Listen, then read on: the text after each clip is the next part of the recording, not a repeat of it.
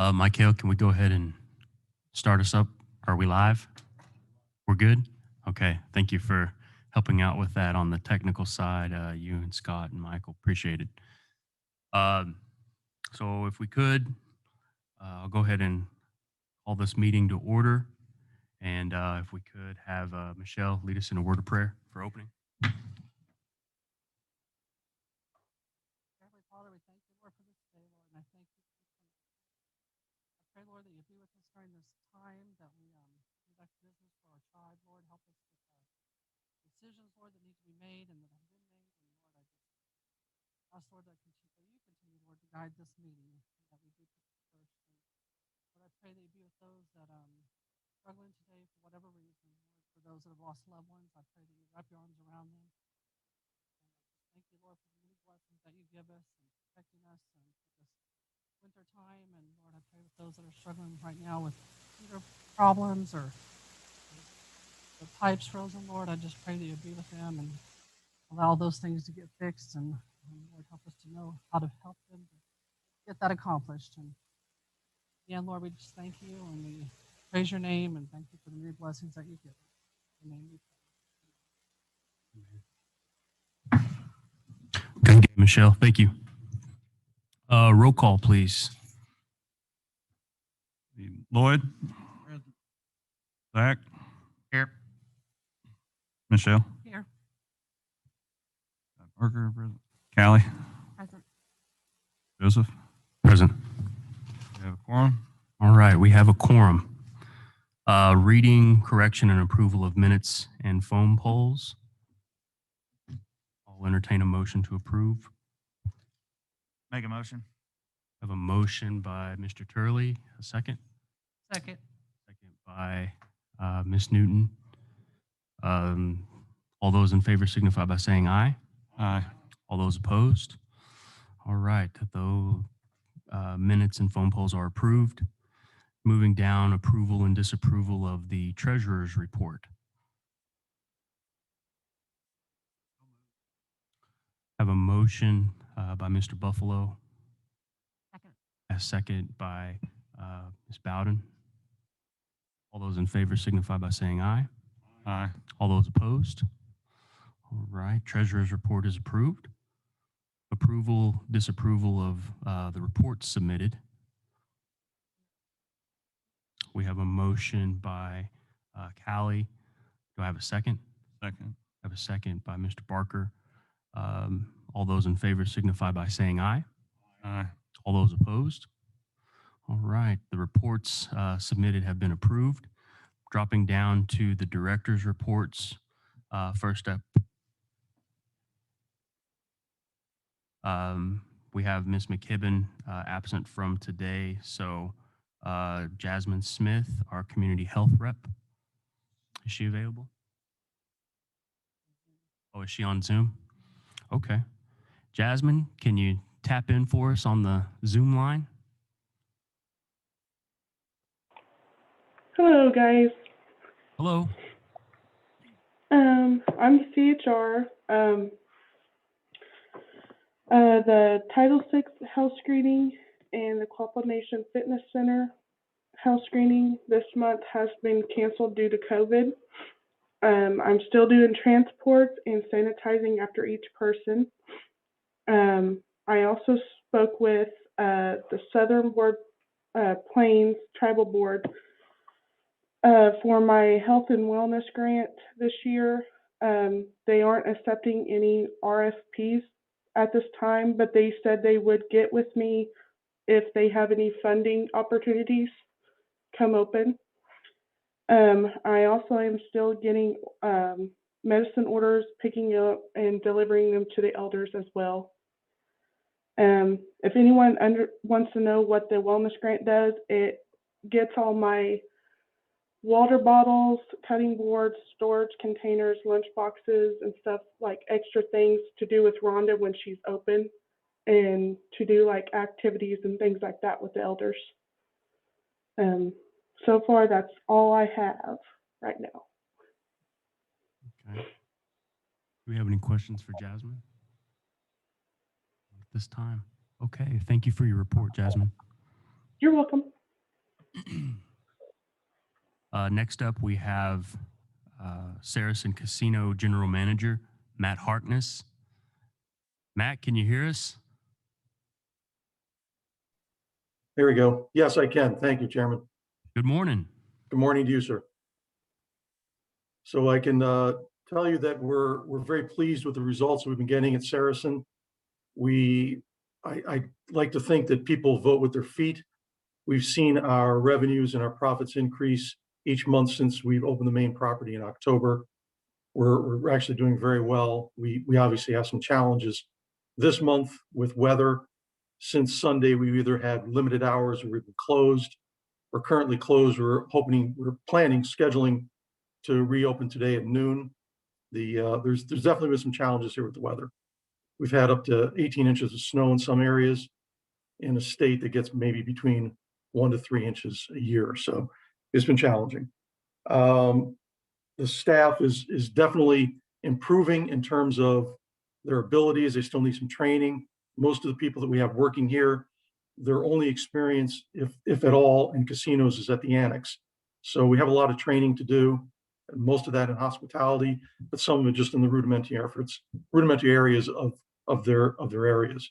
So we have some room to grow, which is good. I will tell you that from a financial standpoint, we are doing well. As you may know, we have a note that's due in the middle of April. That note is about $16 million. We have $15 million already set aside for that. In addition, there's another $15 million in account that's for operations. So we're not just generating profit, we're generating cash, which is always a good sign. So I will tell you that, again, this week has been very challenging. It's not unlike things I've seen in other jurisdictions where hurricanes, snowstorms, these things happen, and it's a part of business. But we hope to be back and running today. We expect to have a lot of pent-up demand from the storm. February is not going to be where, of course, where we want it to be, but we're very excited and very much anticipating March, which historically in this market is very, very strong. In fact, it's usually the strongest month of the year. So we anticipate very good revenues there and ending up the quarter strong. Matt, while we have you online, appreciate that report and just an update generally on the property and as well as our profitability there. Can you tell us really a little bit about yourself? This is kind of your first introduction to the Quapaw people, and if you could just give a brief introduction and how you came to be where you are right now, we'd appreciate it. Happy to, Chairman. Thank you. My name is Matt Harkness. I have been working in gaming since 1979. I started out as a crap stealer at Resorts International in Atlantic City. I worked in the Atlantic City market for 25 years, 8 years with one company, 15 years with another. I left in 2006 to go work at Four Winds Casino in New Buffalo, Michigan, working for the Potawatomi, the Pokagon Band of Potawatomi Indians. Great experience, was there for 9 years. Really a wonderful place. It was a large casino. We had 3,000 slot machines, 100 tables. We did a major addition there, went up to over 400 rooms. We had multiple dining outlets, a 500-seat buffet. There was a 1,600-seat entertainment area, event center. When I was there, the time I was there, which like I said was 9 years, we did an expansion in Hartford, Michigan, which is about 500 machines, and another expansion in New Buffalo, Michigan, which is around 300 machines. Very, very profitable. We did extremely well. I left there to go take another opportunity overseas on the island of Saipan. That was an interesting project, to say the least.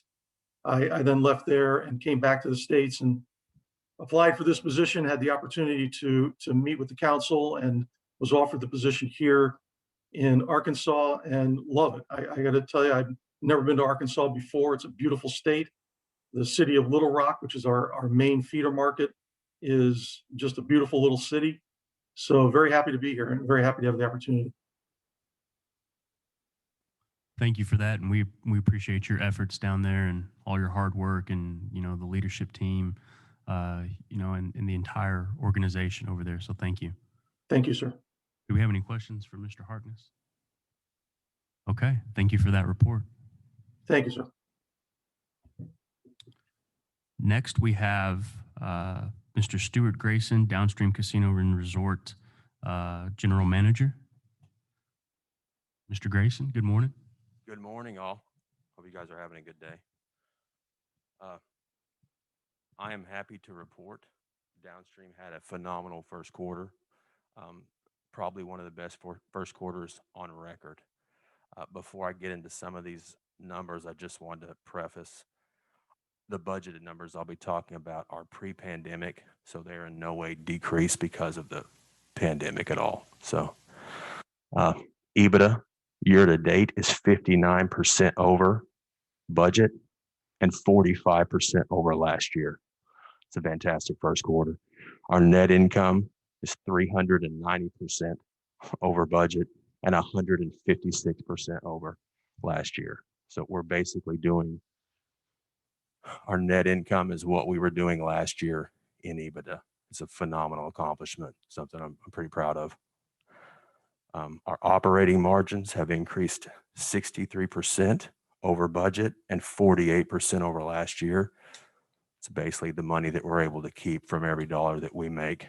Our net income margin has increased 404% over budget and 200% over last year. So those are phenomenal increases, something I'm pretty proud of. I think our team at Downstream is very proud of.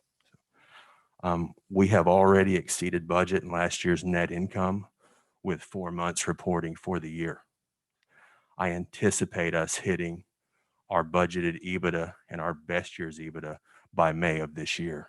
We're having a phenomenal year. So these two benchmarks, I think, truly speak to the success of the property and what we've been able to accomplish in a short period of time.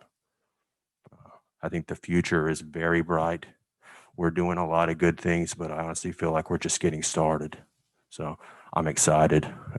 It's a great time to be at Downstream. And if you don't mind, kind of in similar fashion, what we gave to Mr. Harkness at Saracen, if you could tell us a little bit about yourself, as this is your first interaction with the Quapaw people as well, your first report. If you could just tell us a little bit about yourself and how you came to be.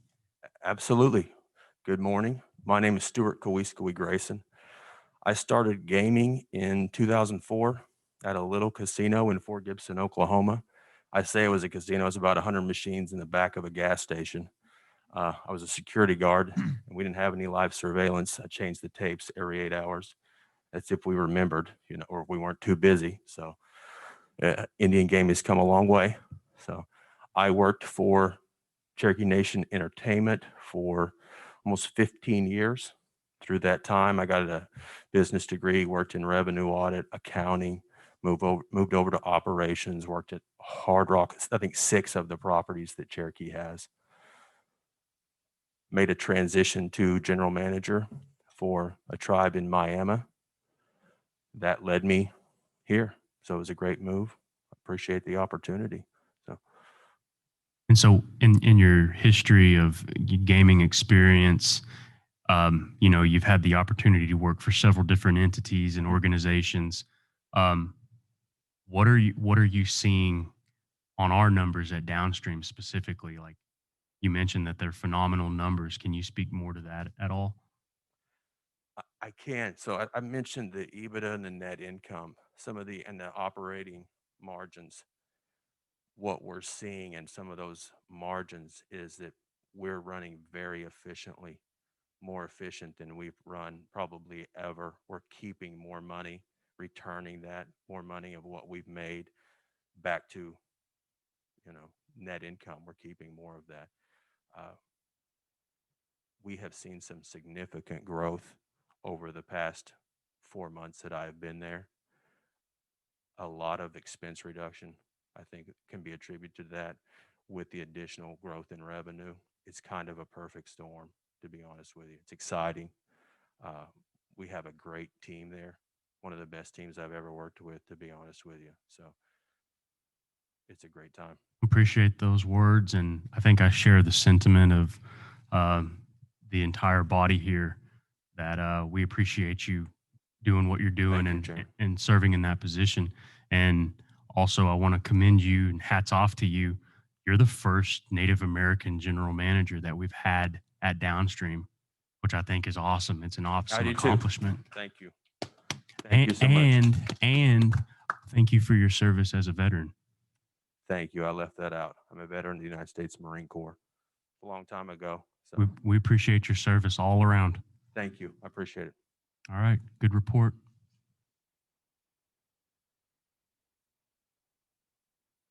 Next up, we have Quapaw Casino General Manager, Mr. Kenny Anderson. Mr. Anderson, are you with us on the Zoom line? I am. Can you hear me? Yeah, good morning. Good morning. So I kind of going to follow suit with Saracen and Downstream. Our numbers for this first quarter has been phenomenal, even at Little Quapaw Casino. So very proud of those numbers. I said it's the best that we've seen there in the 20 years that I've been there. So again, we can be proud of that. Kind of the same as Downstream. Our revenues are up, our expenses are down, but that's something that we've been working on over the last few years. So like I said, we're starting to see those benefits of, reaping those rewards that we've been doing. Like I said, everything's been going very well. Just kind of, like I said, to report with what they're saying is it's been an experience this last couple of weeks with the weather. We've had, I think the last report I saw was 247 hours below zero or below freezing weather, 32 degrees. So, that's something we haven't seen in this area in a long time, but I kind of want to speak further along that. I've been at the casino for 20 years now, and I can say, one thing that we talk about at work a lot is lessons learned. What did we learn from this experience? How can we do better? What did we do well? Things like that. And so, we're reflecting over the last few weeks. I mean, I don't know if you guys remember, just because it's been crazy, but I mean, I think 3 weeks ago we were under a tornado warning in Quapaw. Going to freezing rain, to ice, to this weather. But to speak more on that, kind of like everybody says, I have a great team at Quapaw Casino, the management, the staff, the leadership from the QCA, the leadership from the BC through this experience has been phenomenal. And it takes everybody's effort, not just the casino, but QSA, maintenance department. They came out and cleared our roads and our parking lots at the C-store and the casino. So I guess what I'm trying to say, I'll shorten it up, but I'm very proud that I can say that I work for Quapaw Nation, and it's a team effort from all around. From, I said, not just us, but all entities, and it is an exciting time, like Stuart said. Like it's a great time to be working, in this environment. There's just so much potential for everybody, all entities at Quapaw Nation. So, like I said, the one thing I guess I could say is I'm proud of that fact. Like I said, the casino is doing well. We're continuing to grow every month over month. The first 4 months have been great staff, great people, great leadership. So all good stuff to say. I could keep going on, but I won't. So. Do we have any questions for Mr. Anderson? Kenny, I also want to applaud your efforts and commend you and your staff for everything that you do over there at Quapaw Casino. There seems to be a common theme amongst our casino operations. And if you noticed, all of our general managers talked about expense management and being smart about that. But then also another theme is the teamwork. And I think it's a phenomenal thing to witness everybody come together in the organizations, because ultimately that benefits the tribe and so on with the tribal members. So thank you for everything that you do and your team and your staff over there. We appreciate it. Thank you. Okay, next on the list, we have Kim Messer with our grants department. Oh, that's right. She's actually out of town, and Brian is going to be giving the report. Is Brian present? I am. Um, Good morning. Good morning. How are you, sir? Pretty good. You hear me okay? We can hear you loud and clear. All right, great. So we've started our grants compliance operations, and Rachel Cravens is our new grants compliance person. She's got kind of a steep learning curve, but she's done really well so far. She's been working with program managers on understanding their duties, regulations, and been able to preemptively identify and help remedy areas of non-compliance. So she's actually caught something recently where we were able to fix it, and the federal agency did a desk review and asked for one of the items that she remedied. So that's really helped, I think, a lot of the departments, and we'll keep getting better at that as we go along.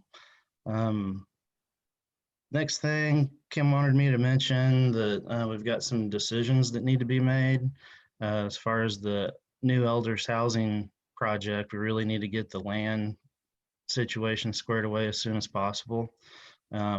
Actually, March 1st is coming up pretty quick, and that's where we'd hope to have something in writing that we could include in the application.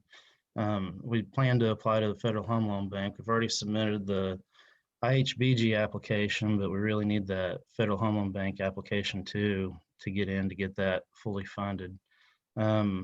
So the other items on her list, the ICDBG project applications coming up soon. We need to start design with a cost estimate on that as soon as possible. That's the typical $800,000 grant that we apply for pretty much every year. That requires about a $250,000 match. The ideas that have been brought up in the past were the Quapaw Village, kind of like the old time Cherokee demonstration village. And then the other ideas were expanding the museum library, constructing a social services building, kind of like what we had approved a couple of years ago.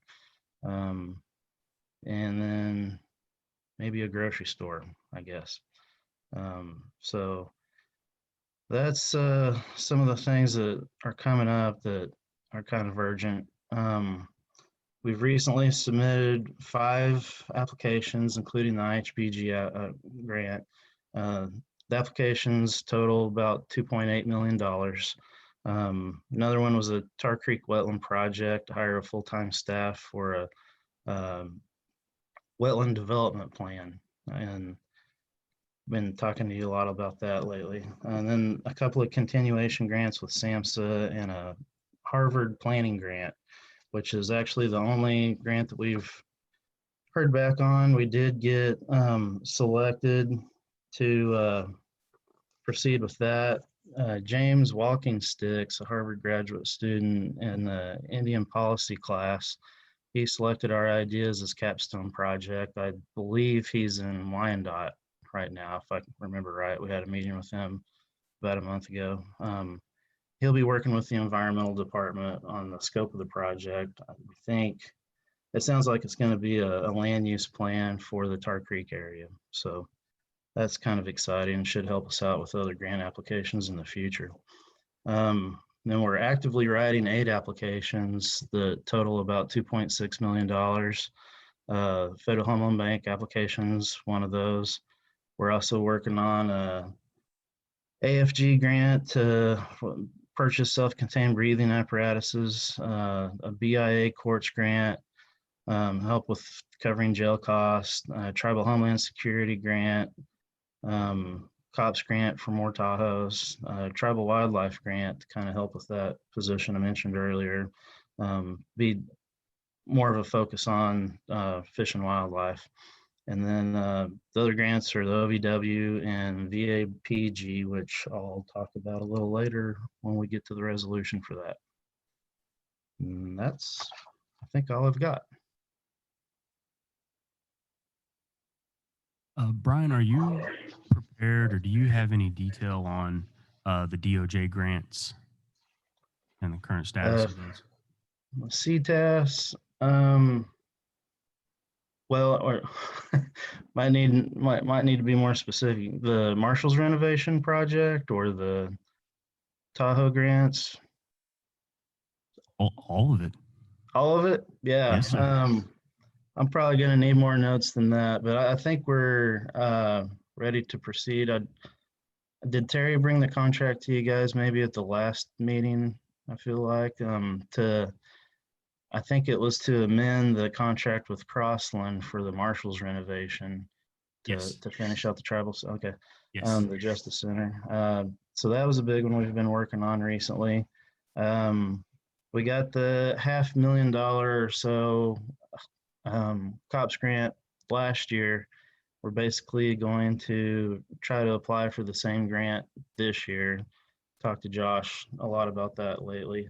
I think one of the new purchases might be for those vehicles. Looks like F-150s instead of Tahoes, but yeah, I think they were working on spending that grant money from last year. That was the only CTAS application that we had approved last year, which also includes OVW and some of the other Department of Justice related programs. I don't know. Yeah, I'm not sure. I know we've got other projects open that we're I know I'm putting you on the spot there. All right. That's fine. But anytime, we talk about grants, I know DOJ has several out there that, really could help us out. And anytime we have an opportunity to chase those down, I definitely want to have that on our radar. Yeah. So appreciate the work you're doing.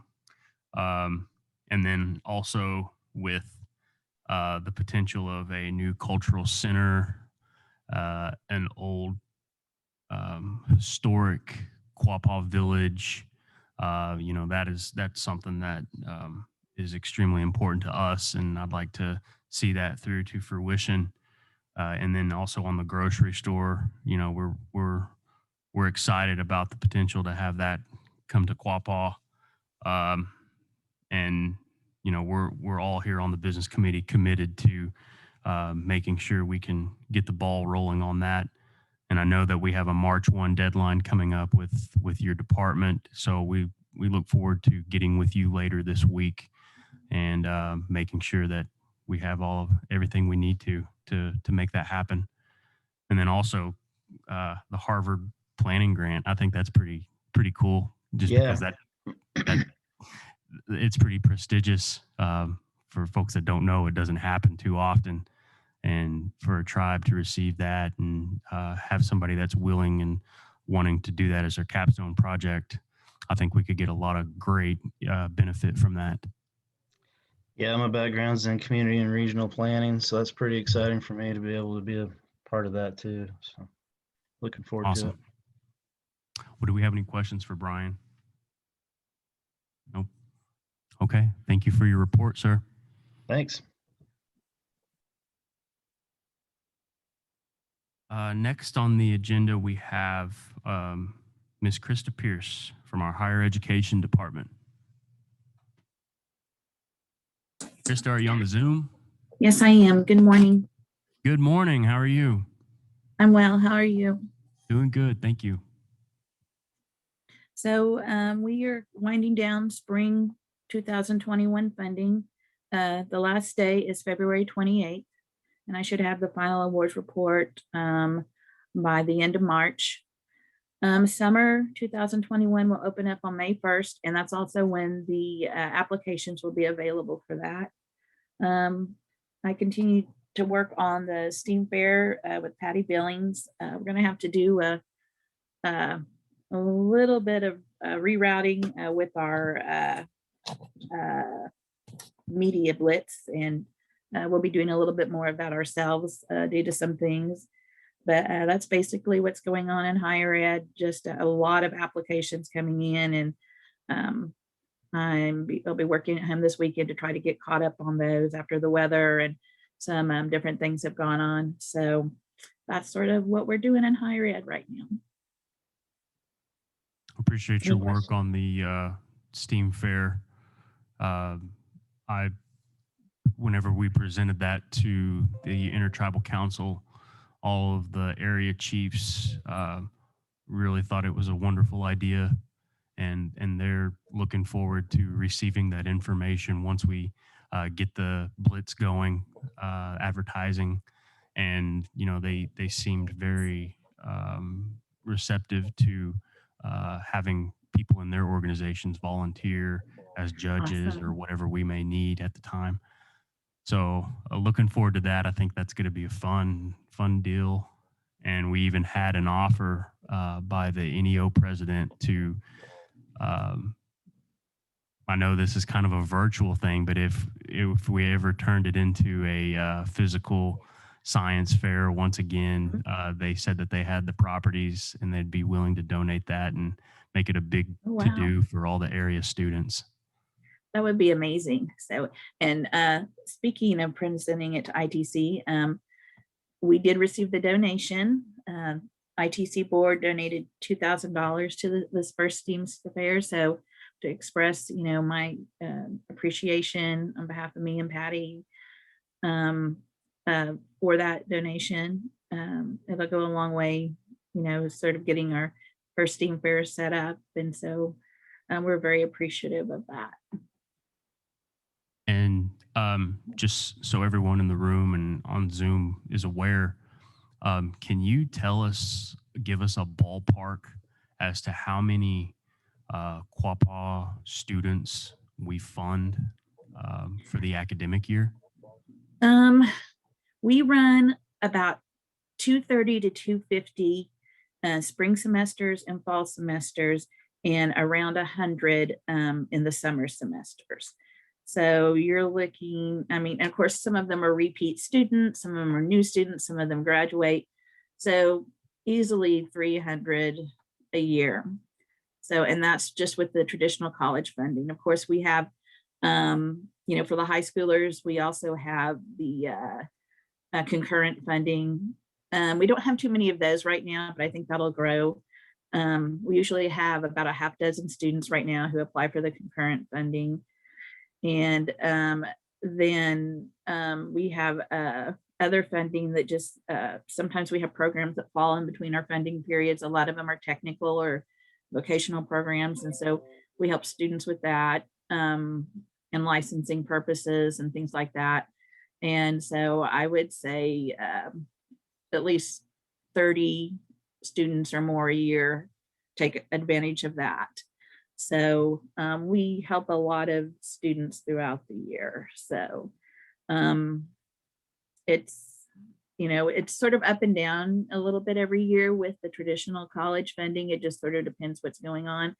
But I would say that it stays pretty strong in that 230 to 250 range right now for spring and fall semesters. Right now we're sitting about 200, but I'm knee deep in applications, so I'm still processing a lot. So I have no doubt we'll probably hit our 230 at least That's for great. the spring semester. Thank you for those numbers. I'm going to put you on the spot here.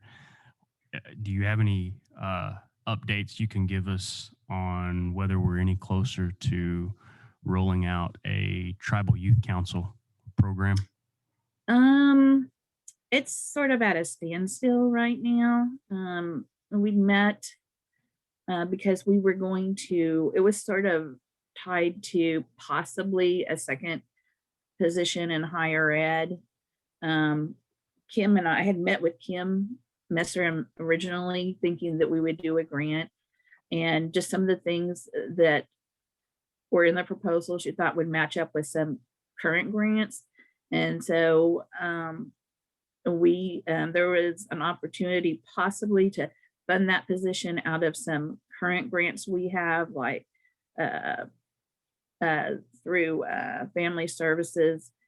And so we met and with them and with Donna, and then we met with HR and family services, and really, it was about tweaking that position to fit the grant so that could be done. And that's sort of where we're at right now. That's just about as far as we have gotten with that. I do, as far as mentoring, I do have a small group of Quapaw tribal members who are successful in their fields, and I will be sending them a group email this week, and we are going to start putting together some mentoring opportunities and putting them together with our tribal college students in, their areas of expertise, and start getting that going. So I've had several that have expressed interest in helping with that. And so of course, obviously that'll be a virtual thing and by email, but that looks to be taking off here in the next couple of weeks. I definitely want to get back with you soon and have a meeting of the minds, Okay. whether it needs to be with you and HR, Patty, Family Services, however we need to do it. If the process is halted because of funding for bringing on, say, an extra coordinator or somebody that can oversee and coordinate the efforts of that program, then I don't think that should be too much of an issue. But it's something that is, a personal interest to me, Yes. as well as other members of the business committee, as well as everybody in the community. We want to see Right. our youth get involved in the government, get involved with our businesses. So anything that we can do to further those efforts, let's get together. Okay, that sounds great. Just let me know, and I'll work it in my schedule, any meetings. So This is, from my understanding, this is the last time that you're going to present before June. I think June is your next presentation. So correct. if there's anything that's looming or any announcements or notices that you need to make us aware, application deadlines, things of that nature, please let us know if you want to make any announcements now, or we can make those readily available on our website too. Okay. Like I said, summer funding is going to open on May 1st, and the day it opens, May 1st, is the day the applications will be available online in the foyer. Also, I can email them to students or fax them if that's what they prefer. And fall 2021 will open July 1st. And again, same thing. The day the funding period opens is the day that the applications will be available. As far as the deadline for spring college funding, February 28th is also the deadline for concurrent funding as well. And those applications, I don't know, it was online, and I think I'm still learning to do the online applications and stuff. And I think I accidentally removed it. But if a student will email me, I will email them the concurrent application, and then that'll start again in the fall. We don't do concurrent in the summer. So, and we, like I said, as far as the STEAM fair here hopefully in this next week, we will start pushing out the media blitz. We're having to rearrange a few things, but we're hoping to get that out and going on the website, on the Facebook page, and hopefully to some local papers and things like that as well. Anything else? Nope, I think that's all for right now. Any questions from the BC? Thank you, Krista, for keeping us all informed, and looking forward to, getting the ball rolling on a few things, and keep up the good work. Thank you. Thank you. Okay. From my understanding, we have a couple of directors that didn't make it on the agenda, but they are here to present. And so first, we have Miss Barbara Collier from our Gaming Commission. Good morning. Good morning. We can How hear are you you loud all and today? clear, Barbara. Okay, well, good. Our administrative workload continues to remain quite demanding in the month of January anyway. We have issued multiple documents of revocation and have scheduling for multiple show cause hearings that we, through our ordinance, this is the way our system works.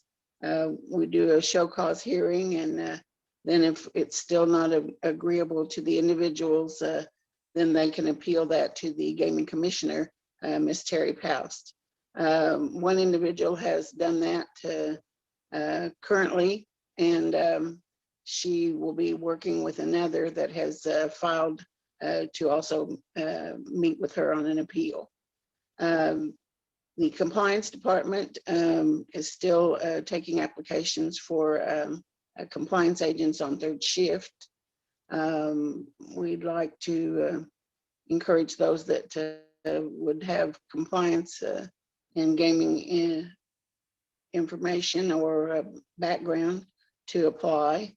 And we have taken one of the compliance agents that has worked with us for several long time frame, Tracy Lay, and she has been appointed as the transferred over to be the financial auditor. So we now have a full financial audit staff. There have been 5 orders of revocation issued during the month.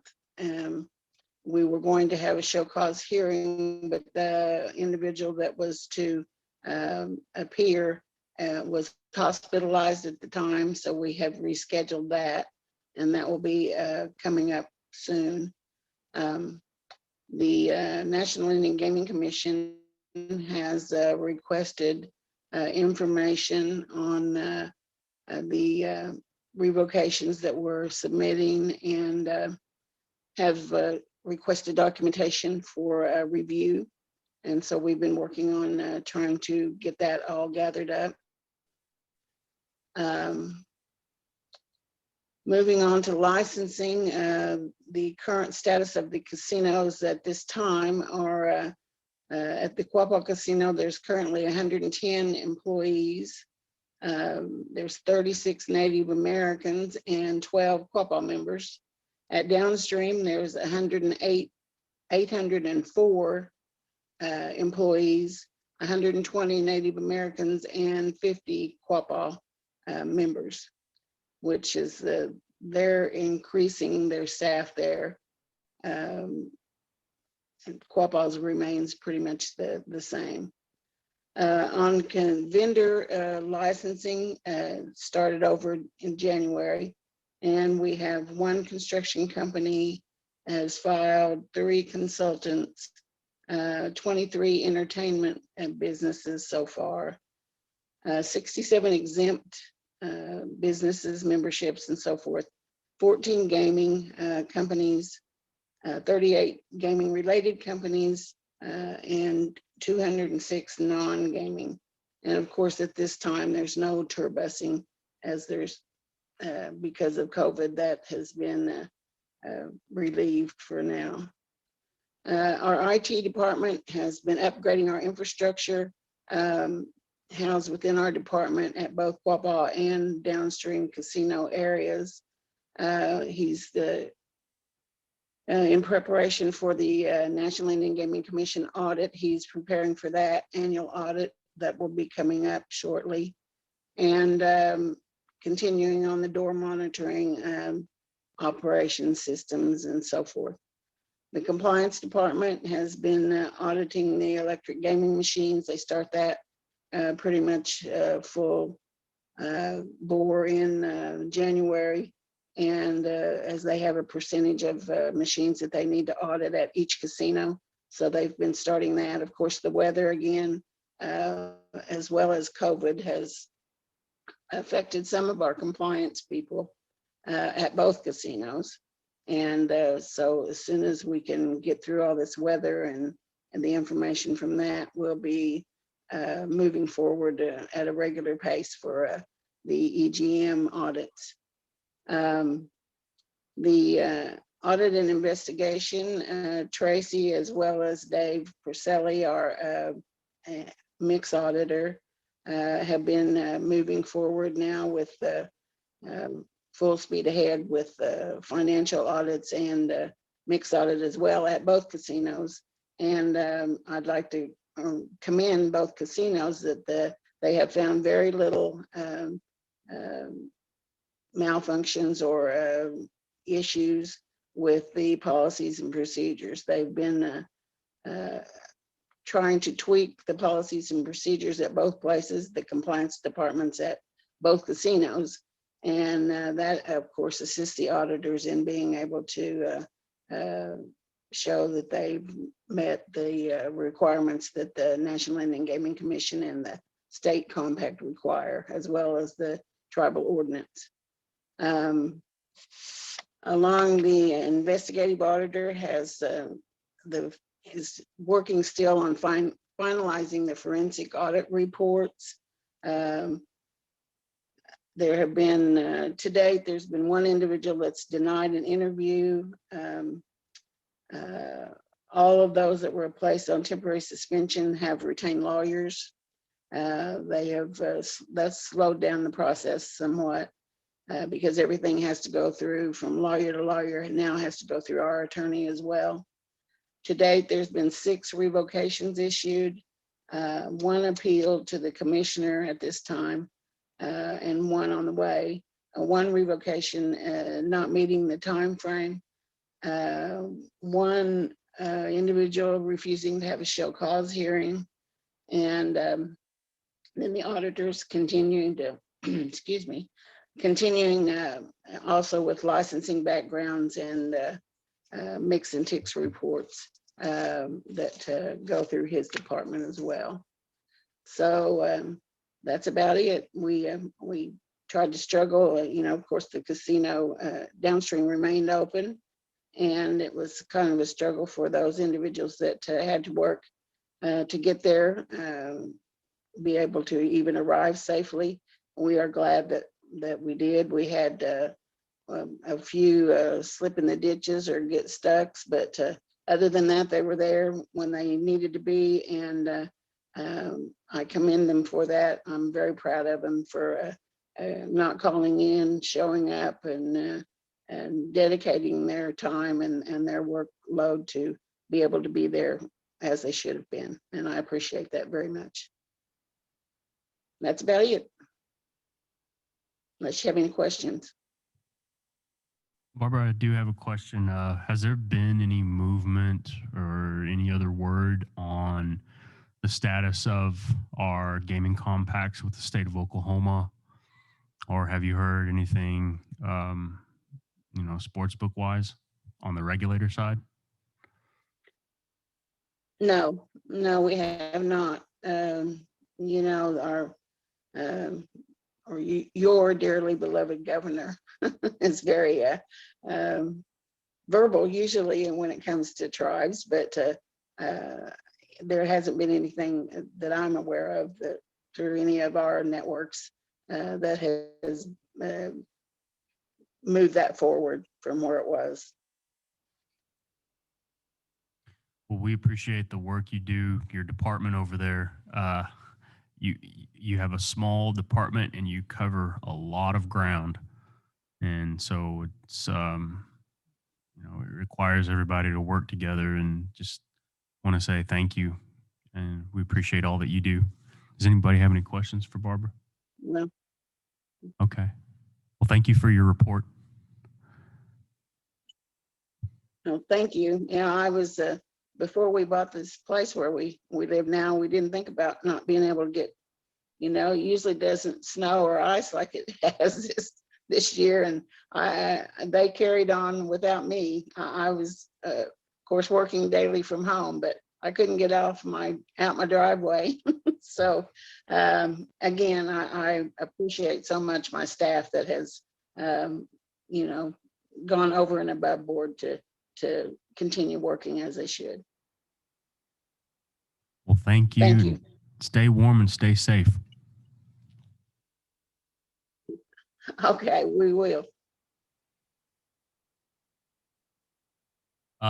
Next on our agenda, one of the other directors that are here to present from our Quapaw Learning Center, Joita.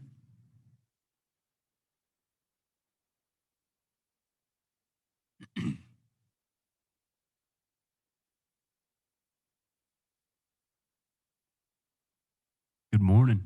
Good morning. How are y'all? Good. How are you doing? Doing good. Staying busy. You guys should have my monthly report, and I think you should have Kim's monthly report. She's our assistant director, and she does the OLC monthly report, and I do the CCDF monthly report, just so kind of breaks up that.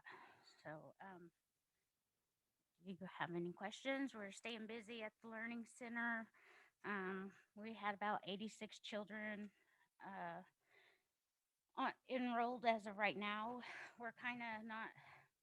We're not enrolling as we haven't got the building totally 100% finished. COVID is keeping us from doing in full enrollment, and then staffing. As far as staffing goes, I'm looking at least 36 employees right now. We're around 22, and I've hired, I'd say, about 3 more recently. So that puts us up to 25. So we're working on it. We're working on getting that number up there. As far as employment goes, it's really hard to attract employees, I think, for the job that they do and things like that. So, but we're doing it. It's kind of a slow process anyway. But as soon, I mean, we have people calling right and left. So as soon as we get staff hired, I'm sure we're going to fill up really fast. For the summer, our goal is around 125 kids in there. So, and Is that the capacity? Is that kind of the sweet spot? we are waiting on IHS to come and actually do our measurements and to give us an exact classroom ratio capacity, the capacity that we could have. Normally, if we were state licensed, DHS would come in and do that, but now IHS comes in and do that.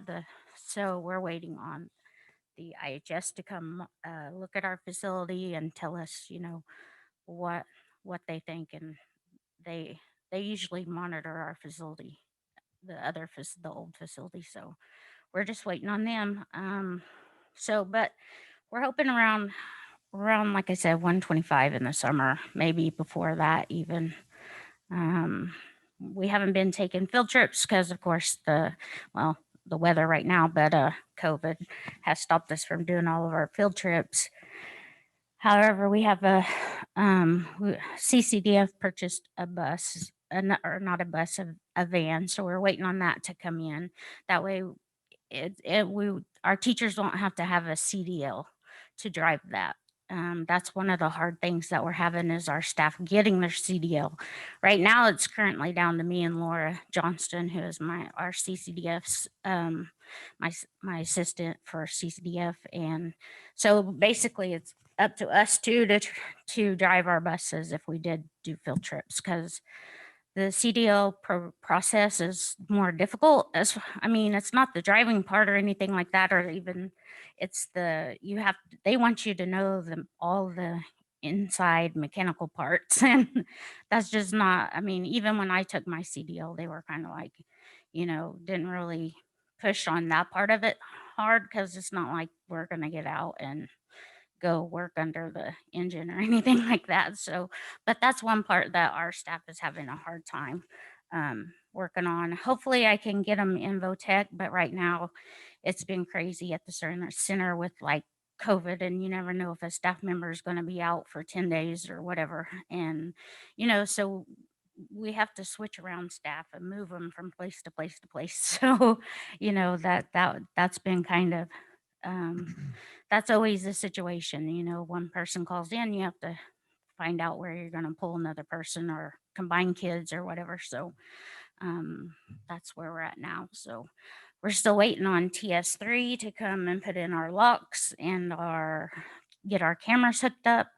So I'm really anxious for that. It really helps me keep track of teachers. It helps me keep track of kids. It just is a big help to have those cameras in. So IT got our TVs hung and all that stuff that we needed to do. Thank you very much, guys. But right now we're just watching videos of the aquarium. So because we don't have anything else. So hopefully TS3, I called him last week.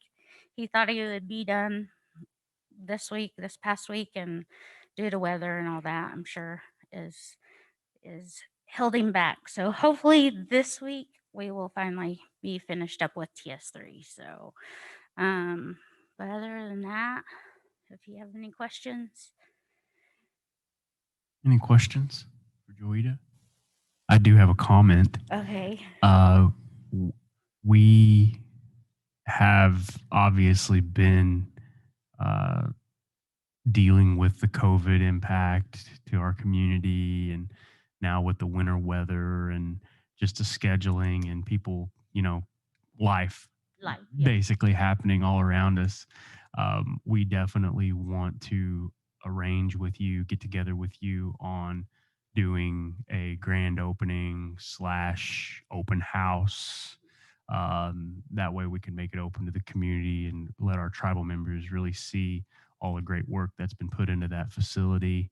And so we definitely need to get together with you soon as warmer weather continues to, make its way Right. around the corner. Right. That's something we need to schedule. And I just want to comment on your efforts and, appreciate everything you're doing over there, and as well as your staff, all the hard work that you had to deal with during the move, during winter break, Christmas, all of those factors, and being able to make it a success. We appreciate everything. Well, thank you. My staff will greatly appreciate that, hearing that as well. Thank you. Mhm. All right. Thank you for your report. Thank you. Okay, next on the agenda, Tribal Chief Financial Officer, Mr. Eric Boone. Good morning. Good morning. I'm going to pull this down because I can't read. January, we had revenue of 2.28 million in our general fund, bringing our total for the year to 8.1 million. Actual expenses for January, 1.7 million, bringing our total to 7.3 million for the year. And as you hear those numbers, we're doing very well at managing our expenses here. Still providing the benefits, direct member benefits, as they come in, trying to turn those around as quickly as we can. Our direct member benefits, tribal member health benefit, January, we had $408,000 worth of expenses, bring our total for the fiscal year to 1.8 million. Our social services benefits, which includes our utility assistance, veterans assistance, burial assistance, and the unmet needs, the children's clothing program. January expenses were 227,000. January is a big month because those benefits start over January 1. So the social services department, with the weather, the last 2 weeks missing, the office closing and stuff, they have been swamped with mail. They are a 2-person crew, and they are working hard when they're here. So our total for the fiscal year for social services is 661,000. Education benefits in January, 178,000, bringing our total for the fiscal year to 234,000. And then our tribal enterprises contributed 600,000. That does not include the casinos. We're talking about QSA, Quapaw Cattle, Quapaw Food Services. Those enterprises that are under the government contributed 600,000 in January to our general fund, bringing the total to 1.8 million for the fiscal year. That's all I have. Does anybody have any questions? Any questions for Mr. Boone? All right, good report. Thank you. Thank you, sir. Dropping down to new business. We have 3 bulleted items within the purchase category, and so we'll go ahead and take those separately, take those up separately. And the first one is a community building flooring options. This is actually for the community building here. The replacement cost that Crosland and the architect will cover under a warranty is $16,397. We were presented with several options by Terry Birch, and she came to us with this option. And with the tile, it's the same as the marshal's office in the administration building hallway. And the difference that Quapaw Nation has to pick up is $19,288, and it's we're going to be using the matching funds remaining from the HUD grant that have already been budgeted for this. So that's the detail on that. And at this time, I'll entertain a motion to adopt or approve purchase. I move to approve. We have a motion by Guy. Do we have a second? Second. Have a second by Lloyd. So any discussion? All those in favor signify by saying aye. Aye. All those opposed? All right, the flooring option is approved. The purchase is approved. Next, we have the EMS fire engine, and this is a request for approval to purchase a commercial pumper truck for the fire and EMS. And I think it's prudent of us to clarify that it's not just grant funded.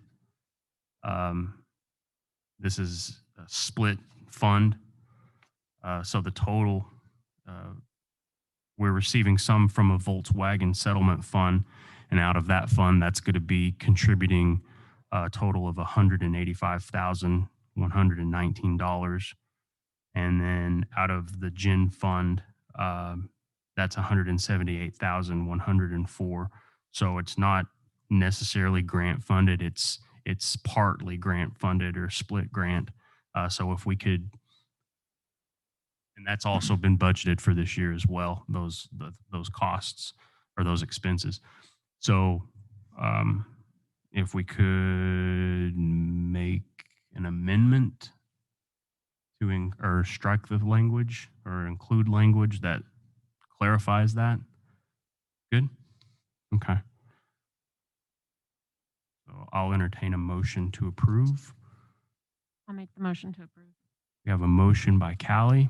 Second. We have a second by Michelle. Any abstentions? I'm going to abstain. We have an abstention from Zach Turley. Any discussion? All those in favor signify by saying aye. Aye. All those opposed? All right, the purchase of the fire engine is approved. Next on the agenda are, 9 2021 F-150 SSV patrol vehicles with lighting and equipment. This is from the 2020 COPS grant totaling $487,804. It's for 9 vehicles, and that's the detail on that. So, that's also through the 2020 COPS grant. So it's all grant funded too.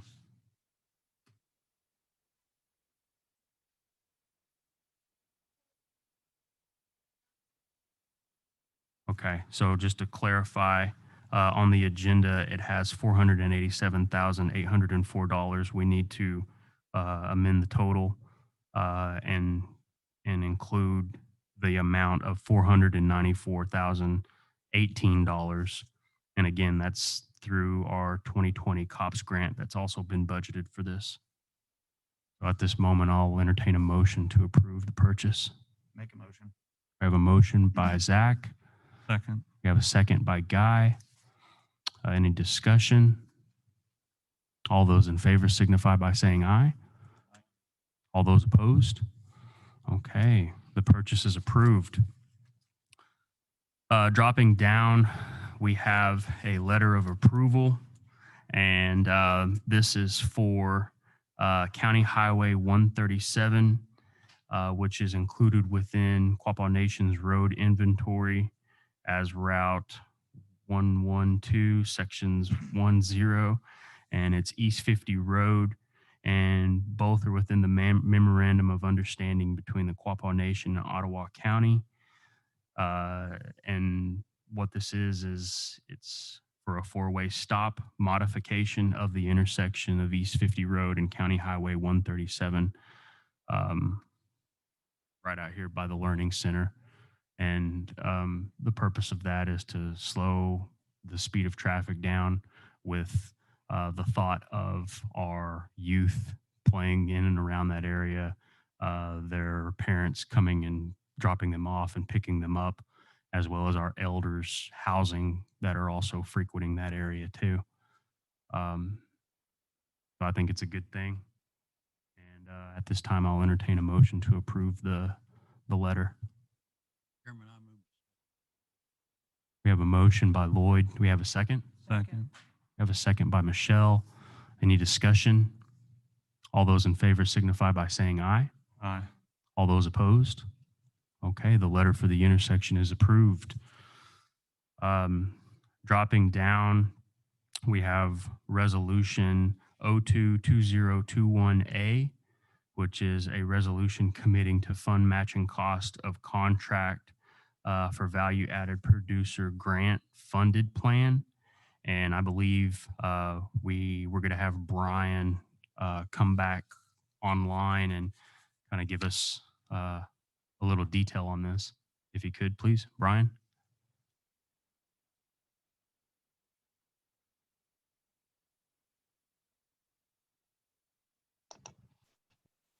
Okay, can you hear me now?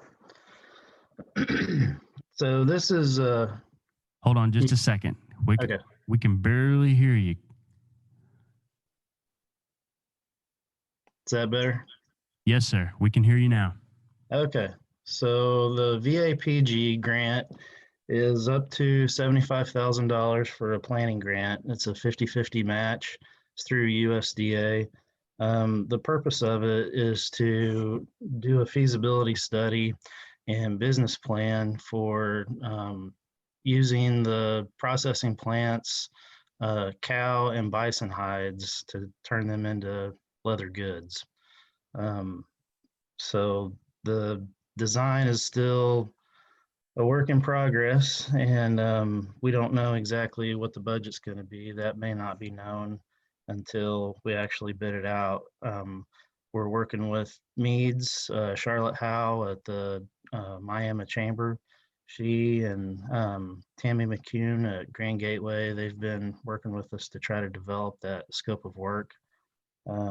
They think it should be somewhere between $75,000 to $150,000 total for the project, and it'll be 50% funded by the grant. So that the grant's due next month. So without knowing the exact budget, that's why we wrote the resolution the way it is, up to $75,000.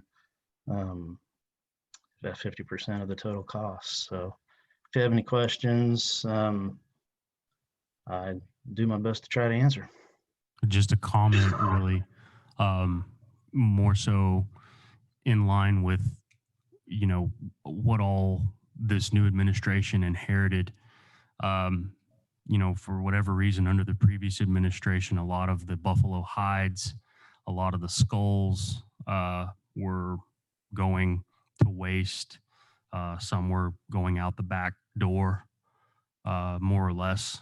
And, some were just wasted, for lack of a better word. And so, whenever we came into this position, we took a stance on not only did we want to retain those items because of their cultural significance to our tribe, but what can we do to develop our program through Intertribal Buffalo Council. We have an amazing buffalo herd. We have amazing handlers that treat those animals with the utmost respect and attention to our cultural sensitivity. And with this grant, we're kind of taking a stab or a shot in the dark on what all is available. And right now it's more of a plan for us to be able to tan hides, be able to work those hides, be able to take more of a concerted effort to teach not only our people and our citizens about how to do that, but also learn about our culture at the same time. So every part of the animal, from the horn to the hoof and everything in between, that's what this grant is going to encompass in the study for that. So we're extremely excited to get the ball rolling on that, and I look forward to what comes from that. So we appreciate you and Kim putting your efforts into that. Sure. Okay, so resolution 2021A. At this time, I'll entertain a motion. Move to approve. We have a motion by Guy, Second. second by Callie. You'll get in there, Zach. Any discussion? Mr. Chairman, we understand this is a fluid amount, 5,000. Yes. Match. Mm, 37.5 on the 75,000. 50% up to 75,000. Yes, sir. Yes, sir. Right. Any other questions or discussion? Okay, again, this is a motion to adopt a resolution committing to fund matching costs of contract for value-added producer grant funded plan, and the wording specifically is 50% that will match up to 75,000. All right. All those in favor signify by saying aye. Aye. All those opposed? Okay, the resolution is approved and adopted. Resolution 2021B. This is a resolution authorizing a management service agreement between the Quapaw Nation and the CVMC Management Services, LLC. We've all been on the ground, boots on the ground, working through this for the last 6 months. But I think that you're pretty well positioned to give a little detail on this. If you could, kind of. So this has been several months in the making. I think one of the first issues kind of brought to our attention whenever we got into office was addressing a number of financial or economic concerns that were kind of plaguing the tribe, with a number of our businesses operating kind of at a net loss every year. With the exception of our gaming entities and our land remediation. Looking to some of our agrarian operations, the big one being our meat processing plant. I think as of August, whenever we came in to sit down with our tribal CFO, we kind of determined that the plant was generating a net loss of about $1 million a year. Is that accurate? Or was it north of $1 million? About $1 million. The plant itself is designed to be able to staff a staff of 75 people per shift, and it is able to run at least 2 shifts in a day. And I think at the time they were currently employing 16 people. There's a lot of fixed costs that come along with that meat processing plant itself.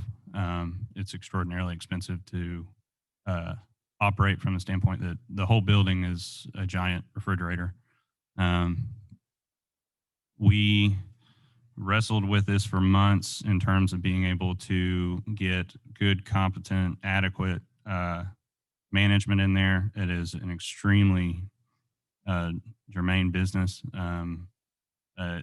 It very specialized. The training is very specialized. The knowledge of industry and licensing is extraordinarily specialized, and there is just not the resources here locally.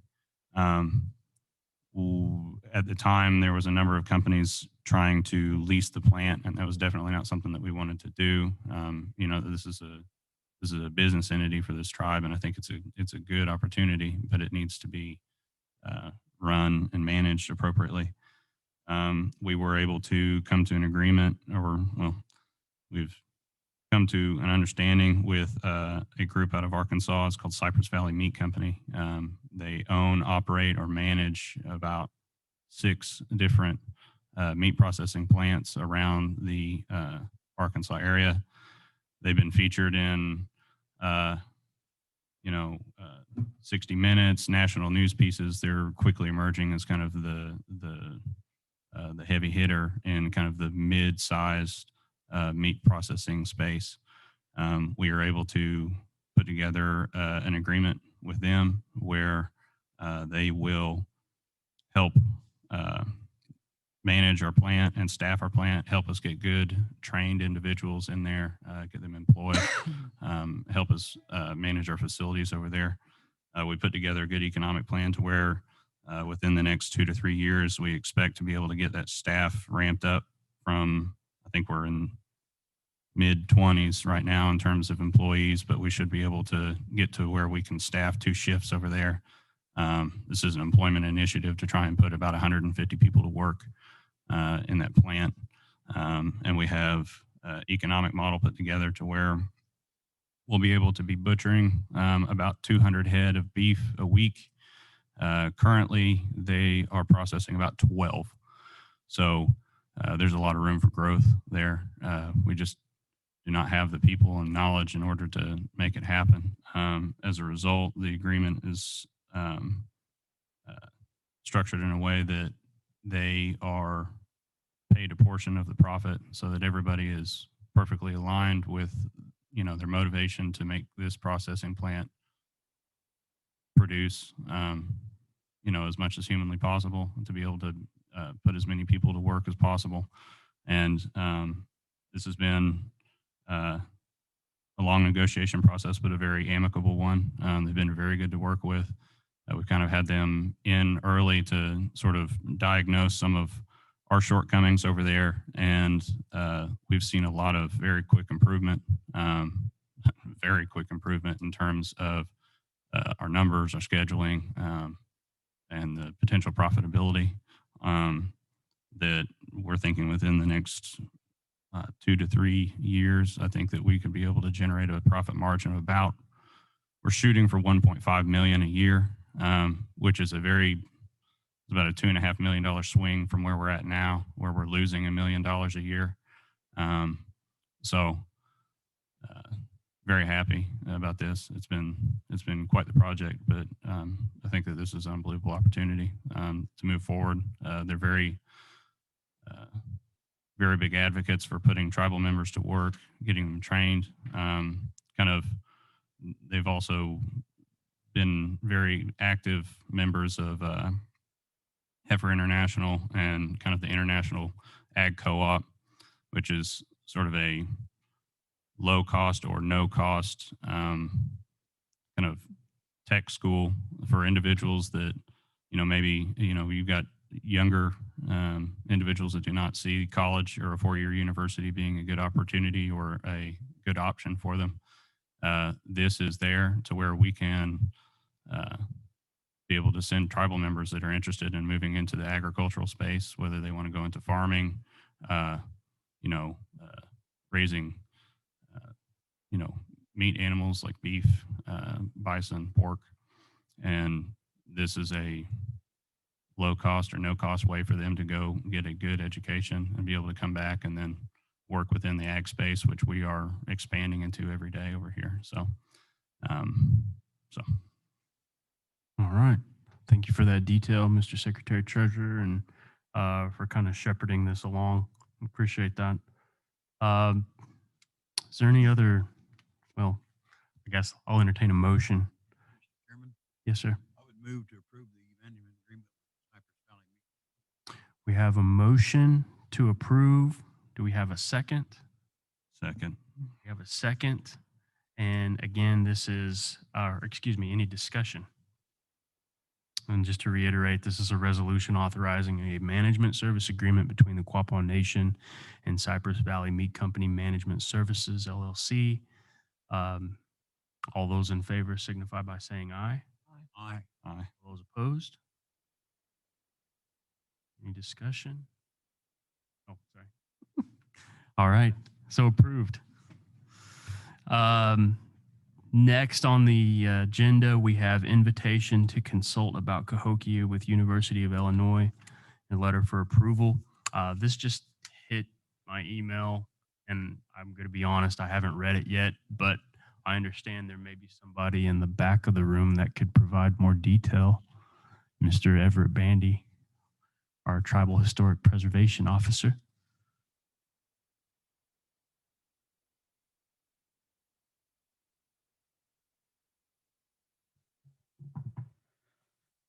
Good morning. Good morning. Was attending today as a tribe member and wasn't aware this was even on the agenda, but I'd be glad to talk about it. I just sent it over the other day and you guys moved really fast and got it on the agenda. I didn't expect it to move this quickly.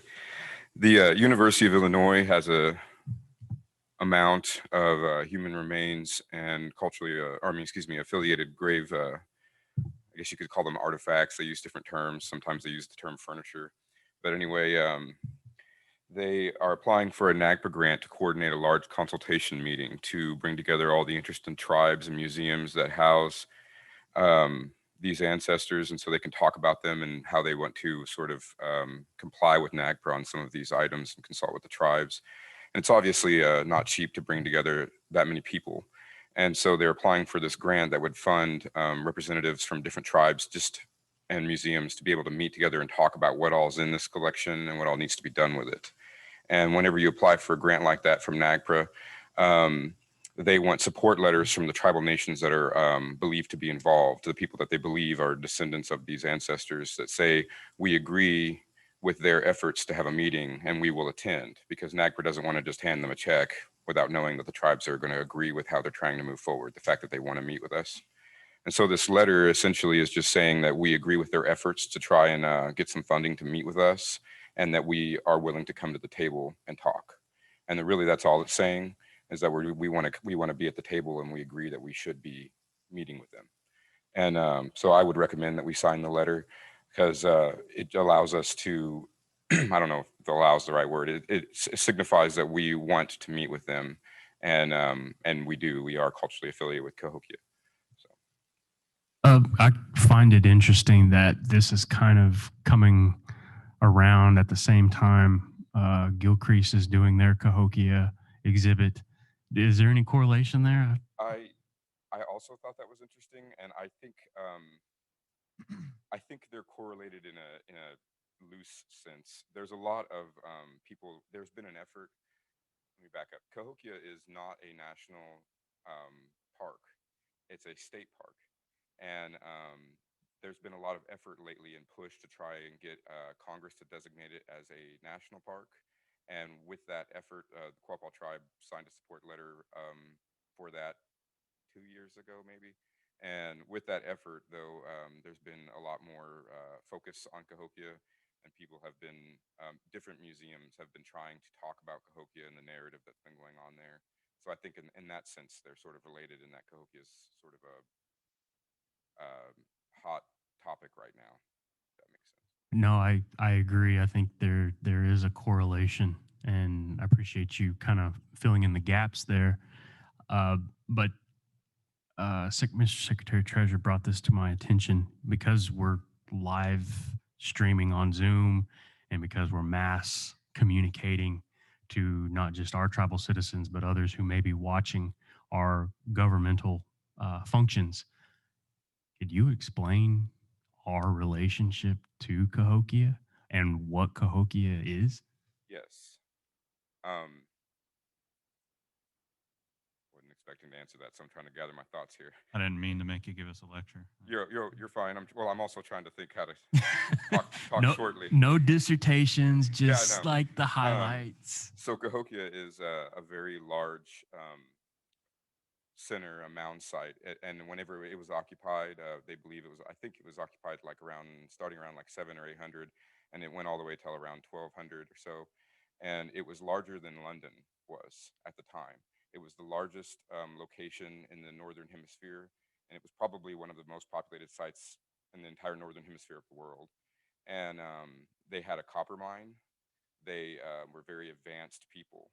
and a lot of tribes live there. You could think of it as sort of the New York of that time, and a lot of people went there to trade, and some people lived there. And the O-gah-pah were one of the people that were there, which is, you know, obviously who we come from. Before we went downstream and became Quapaw, we lived together with other tribes, as you all know. I'm just reiterating it. And so we were a part of this very large and wonderful place. And you can even look it up online as you've been there.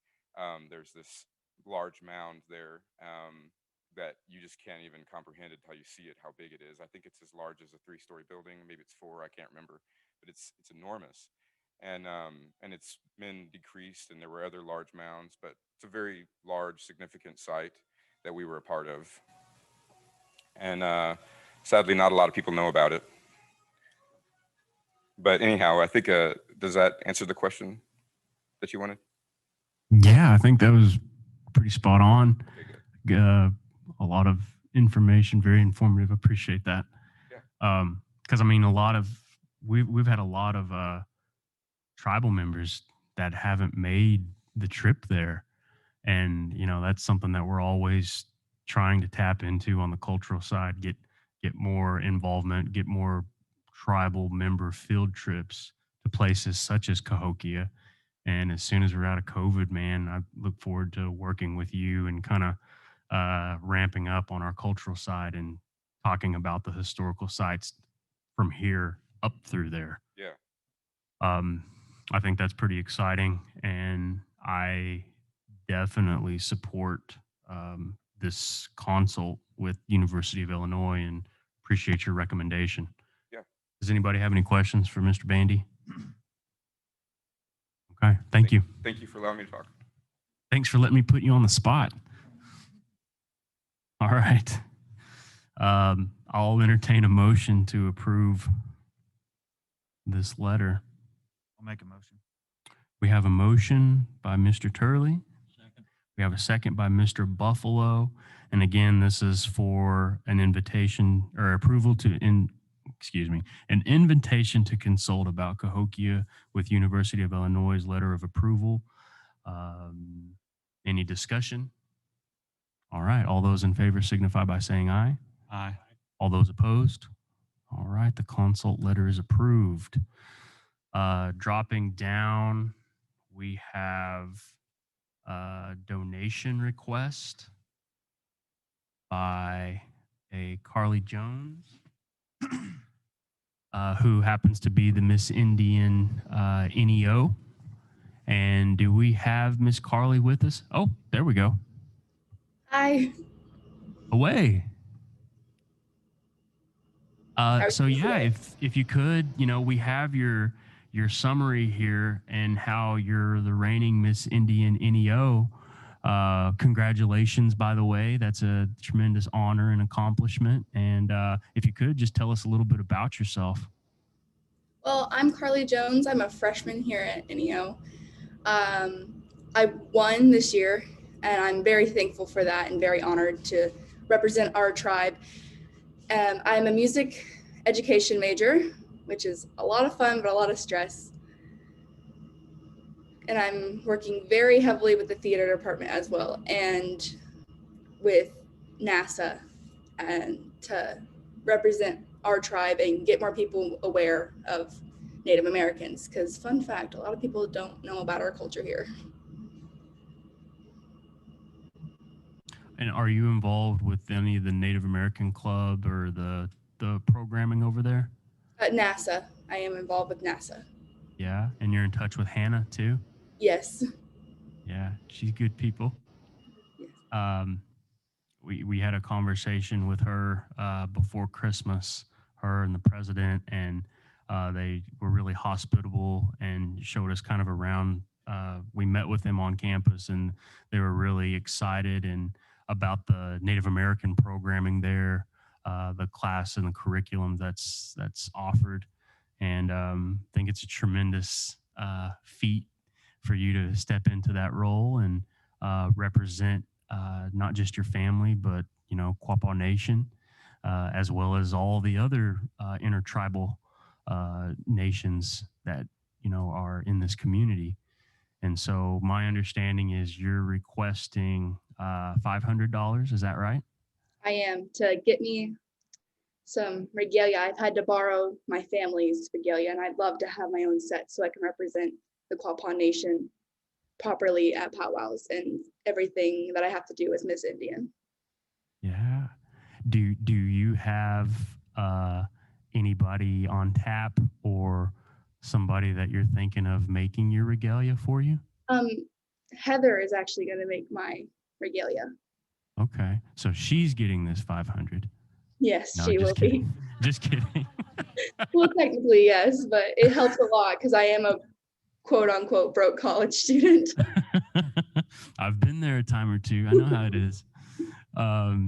No, I think that's wonderful, and just really commend you. And I'd be happy to support this and your endeavors. And so, yeah, I would just want to wish you the best of luck finishing out your first year. Crazy first year, huh? Yes, sir. But yeah, we applaud your efforts, and we definitely look forward to a bright future from you and good things to come as a future leader of the tribe. So thank you. Thank Keep you. up the good work.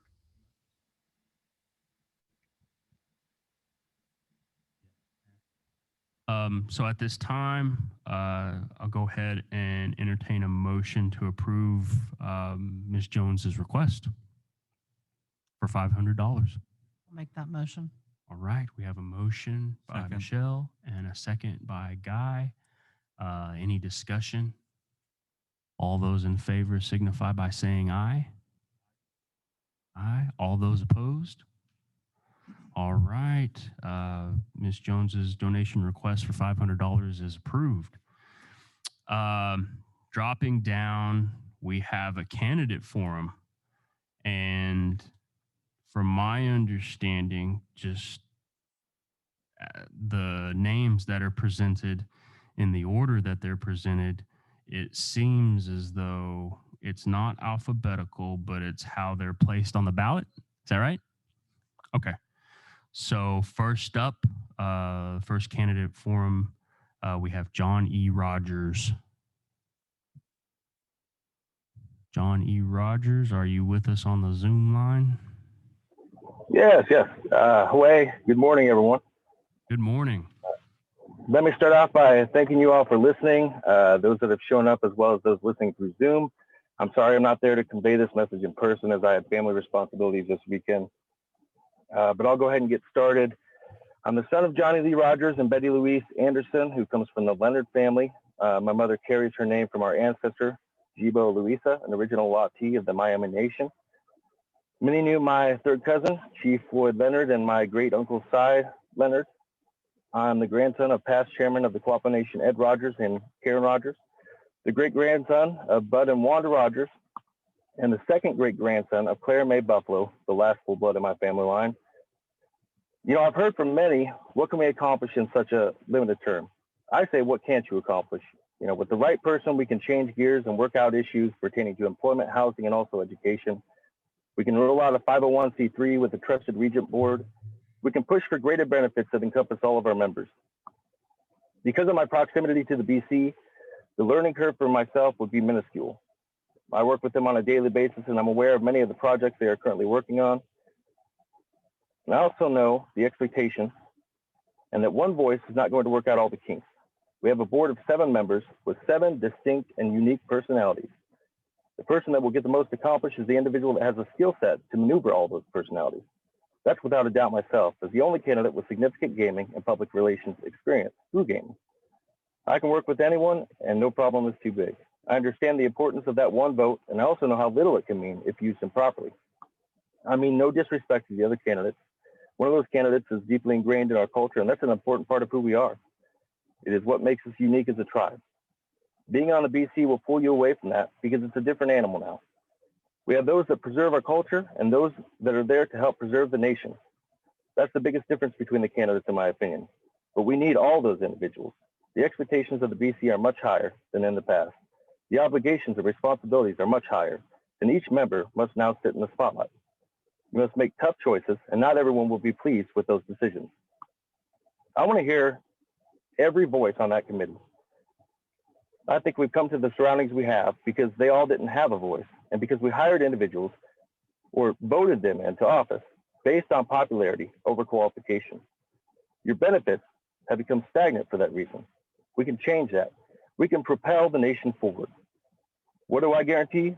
Putting tribal members first while understanding there are greater responsibilities, and you must look at all sides of the equation. Thank you for your time, and I hope I'm given the opportunity to serve you in a greater capacity because I know I can serve you better.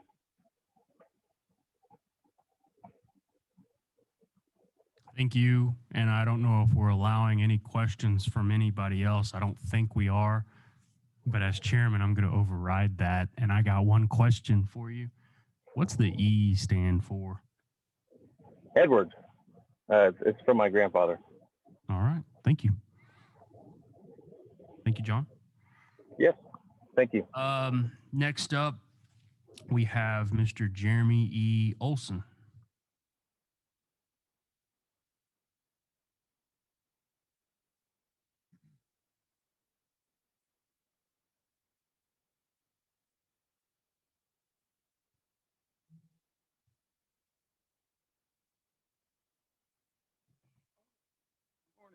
Good morning. For those of you who don't know me, my name is Jeremy Olson. My mother is Quapaw. My grandfather was Edward Quapaw. He once sat on the BC as a member at one point. I'm 47 years old. I graduated from Quapaw High School. I've spent most of my life here in this community serving in one way or another on our ceremonial stances that we do around here, helping out in the community. I was on the grounds committee for 10 years. Also, for the past 3 years, been served as the vice chairman on our Native American church here up on the hill. Very proud of that. And in the early 2000s, I was employed by the tribe as with the C-store and the Quapaw Casino as cashier, security, and pit boss for a time. And for the past 11 years, I've been employed as in the maintenance department here at the tribe. Past 2.5 years, I've been working as an apprentice electrician here. And I believe I'm working in the maintenance, working in all these buildings with our employees and our. I think I've got a good understanding of the way our departments work, grants and such. I'm not here to make any promises. I know I'm only one person, one vote. And I'll take any concerns tribal members have. I'll take it to heart, do my best job to bring to light anything that I can to better our tribe here. Being a part of our ceremonies all my life, I've made relationships with a lot of Quapaw families. I believe that gives me a good perspective on what our people want and what they need. And I would just like to thank everyone for coming here today and listen to me speak. I appreciate the BC for allowing me to come here today. And I just want to wish all those out there well with this COVID and this ice and everything going on. I just want to say thank you. Gonna go. Okay. I'll ask you. What's the E stand for? Edward. Edward. Okay. Okay. Gonna gay. Next on the candidate forum list, we have James E. Gilmore. Mr. Gilmore, are you in the audience on the Zoom line?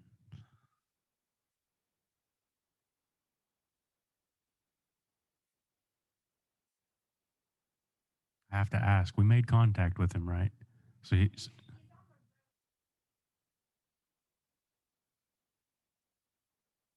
Okay.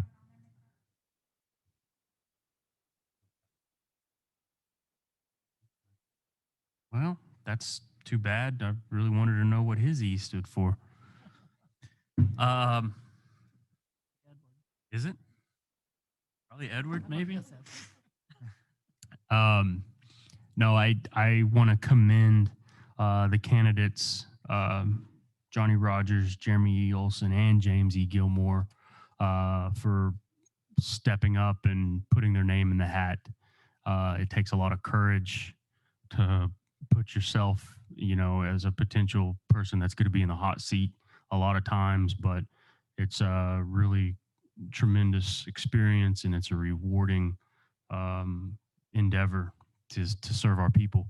And, I know each of these individuals, and I think that, any one of them would do a good job, and they're in it for the people. I'll say that. So wish each of you well, success, and again, appreciate you stepping up to that. So thank you. Gonna gay. So moving out of the candidates forum, we'll go down into open forum. And before I say my piece, open it up to any members of the BC first. Do you have any comments or discussion items that you'd like to bring up? I would just like to say for just a second, I've been visiting with Carrie Wilson this week and visited with her several times, and I'm trying to get her on the schedule to sit down and visit with us about the snack brush. She had brought that to my attention as well, whatever it had discussed. And again, I just got this letter, so I didn't expect it to be here either. So hopefully, I just want to say that this is really important to her as well. And I'd like, be able to hear, and maybe they can work together. I think they have in the past. So I appreciate what she's done. She's worked really hard for the NAC for the past 20 years. So I just wanted to say that. Thank you. Good comment. Okay. And if anybody has, you guys. I just wanted to thank all of our first responders and the fire EMS working through the last week, our maintenance guys for getting the driveways cleared, the parking lots and everything with all the snow. I know there was a lot of effort went into that. I know those guys have been out on those roads, taking care of tribal members and members of our community. So if you see them, you might tell them thank you for what they do. And same with the maintenance guys. They've done a great job. Thank you. Thank you, Mr. Turley.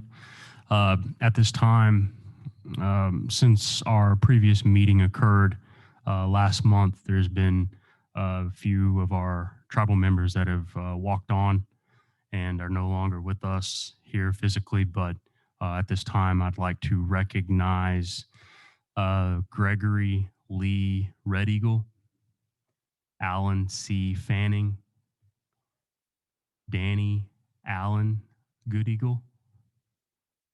And are there any others that I failed to mention? Yes, sir.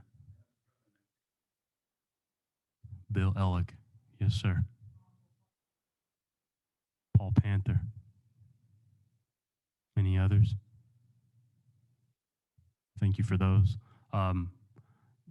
Anytime we lose a member of our community, it's a heavy time, but anytime we lose an elder, it's tenfold, losing that knowledge and losing a little slice of our culture every time. So with that, I'd like to bear with me and give a moment of silence for these individuals.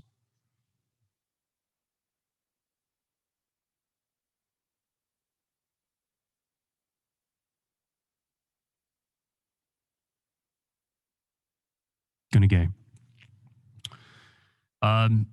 Just a few updates. I want to talk about our COVID relief funds. Right now, we're tracking the federal stimulus package. It's moving through the House. The draft bill sets aside a $20 billion tribal relief fund. And the way that it's getting split or talked about is it's $1 billion split equally among the tribes, which equates to like 1.73 million out of 573 recognized tribes, I believe. 19 billion allocated and determined by the Secretary of Interior. This fund will follow different rules than previous CARES Act funding. There's going to be spending rules, reporting requirements, and will require more tribal consultation. So again, we're keeping track of that. You know, as a tribe, it's important for us to be prepared and look ahead at matters including healthcare, economic preservation, technology, and food sovereignty, especially during this time. So again, we're keeping a close eye on how this progresses through Congress. There is a March 14th deadline, I believe. So we should deliver the news at the March BC meeting as to how the federal stimulus gets passed and, you know, the requirements for that. And just in terms of last year in 2020, our tribe, our Quapaw Nation, received $13.1 million in CARES Act funds. And then after 2 rounds of distribution to our citizens, as well as other COVID-related expenses such as technology, healthcare, and food sovereignty, we have a remaining balance of $1.6 million left. That's, you know, still there sitting in our budget. On the COVID response, you know, the update from the Northeast Tribal Health System,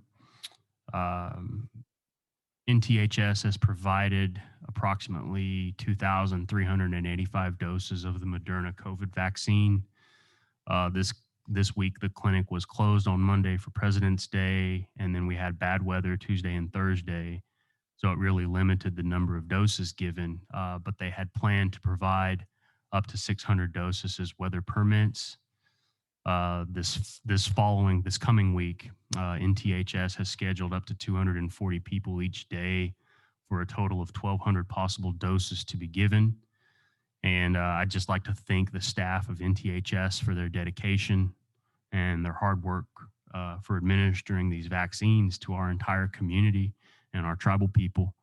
It hasn't been an easy task for Tink and his staff over there, but they're doing a really, really good job from what I've seen and experienced. So I'd like to know, just a show of hands, how many of you have received a vaccination? Pretty decent numbers. It's available. The information is on our website. I think we've posted it on social media as well. They're taking.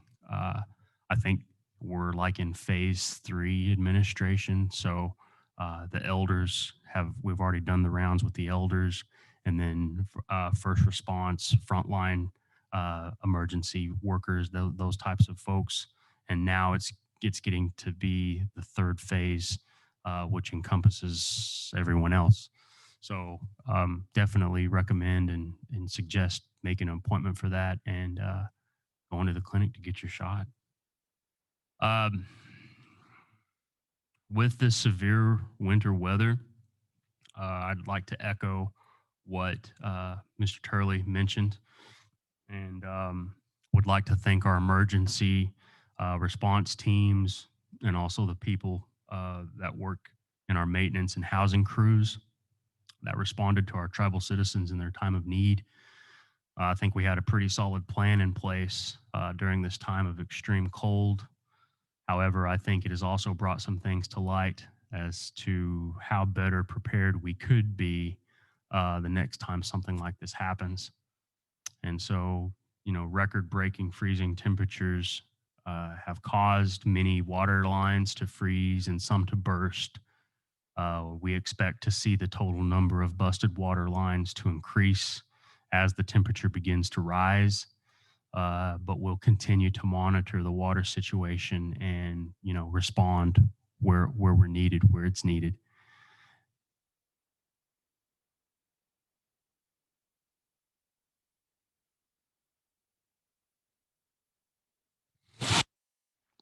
Next, I have an update for Good Eagle. Back in August, the business committee approved resolution 081520A. which is a resolution authorizing the retention of special counsel to investigate the distribution of the Good Eagle funds that went to individual Quapaw Nation members who were plaintiffs in the Good Eagle settlement, and accounting and distribution of money received by the Quapaw Nation for the Quapaw tribal members pursuant to the Good Eagle settlement, which was settled November 5th, 2019, and executed on behalf of the Quapaw Nation by John Berry and Steve Ward. That's the title of the resolution. It's in our archives, 081520A. First off, there's some comments that I would like to say, and getting kind of touching on several different areas that we've encountered through this Good Eagle distribution and through this settlement. I'd like to say Secretary Barker's father is not our legal counsel and has performed no work for the Quapaw tribe, zero work to date for this body. And as to the Good Eagle settlement, the distribution was the result of a unanimous vote by the business committee. And after an in-depth investigation into the lawsuit, the claims and the nature of damages asserted in the lawsuit, as well as the damaged parties, the business committee asked Mr. Robert Lawrence to gather and present specific items to the committee. Mr. Lawrence made no decision about how or how much would be distributed to these individuals. We asked Mr. Lawrence to provide us with the title information, which would show how much land and the location of land owned by each Good Eagle plaintiff. And before we even asked Mr. Lawrence to perform this work, the business committee met with many potential firms. We considered many other alternatives, some of which included hiring a new firm. We ultimately decided that it would cost, several hundreds of thousands of dollars just to bring or get them up to speed.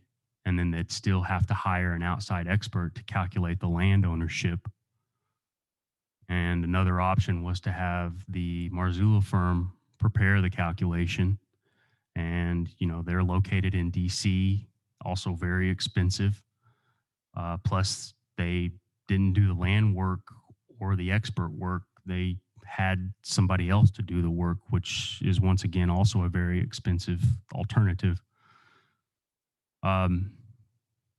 Another alternative was to talk to Steve Ward, who has refused and continues to refuse to answer any of our questions. And, after charging millions of dollars to the tribe, he still didn't even show up for the Good Eagle trial. So that was also an alternative that, was considered, but, we ultimately decided on Mr. Rob Lawrence. And a background for Rob Lawrence, he worked on the title information in the Good Eagle suit for over a year. His history and his legal experience with natural resources, and also previous to that, he was a landman. So during that case, the group of plaintiffs Mr. Lawrence represented, which is Gracie Good Eagle, Flossie Matthews, and other family members, he prepared a title database that showed where the damage occurred and the amount and the location of each Quapaw tribal member land. The U.S. attorneys in the suit also prepared similar work, and ultimately the tribe's attorney, Nancy Marzullo, had the Quapaw Realty Department review that ownership data, and they ultimately agreed to the accuracy of the results. This resulted in Marzullo, on behalf of the tribe, Miss Gracie Good Eagle's attorney, Rob Lawrence, and the U.S. attorneys announcing to the court at the final pretrial conference that the parties had all stipulated to the land ownership of all enrolled Quapaw members who own restricted land. That stipulation was then filed of record in the court file. So this means that all parties agreed to the same damage calculation presented to the judge, and it's what Judge Wheeler based his decision on. So we asked Mr. Lawrence to take the ownership data, which consisted of thousands, if not tens of thousands of lines of data, and organize it in a manner which would list the ownership of each Quapaw who participated with the tribe. It is important to note that this analysis does not include the individuals that split off and hired their own attorney. We also asked Mr. Lawrence to take the damage calculations prepared by Quapaw tribes experts and sort them by property and property owner. In other words, the experts made a calculation that, for example, the Department of Interior failed to collect rent for town lots, let's say on the Slim Jim allotment in Pitcher.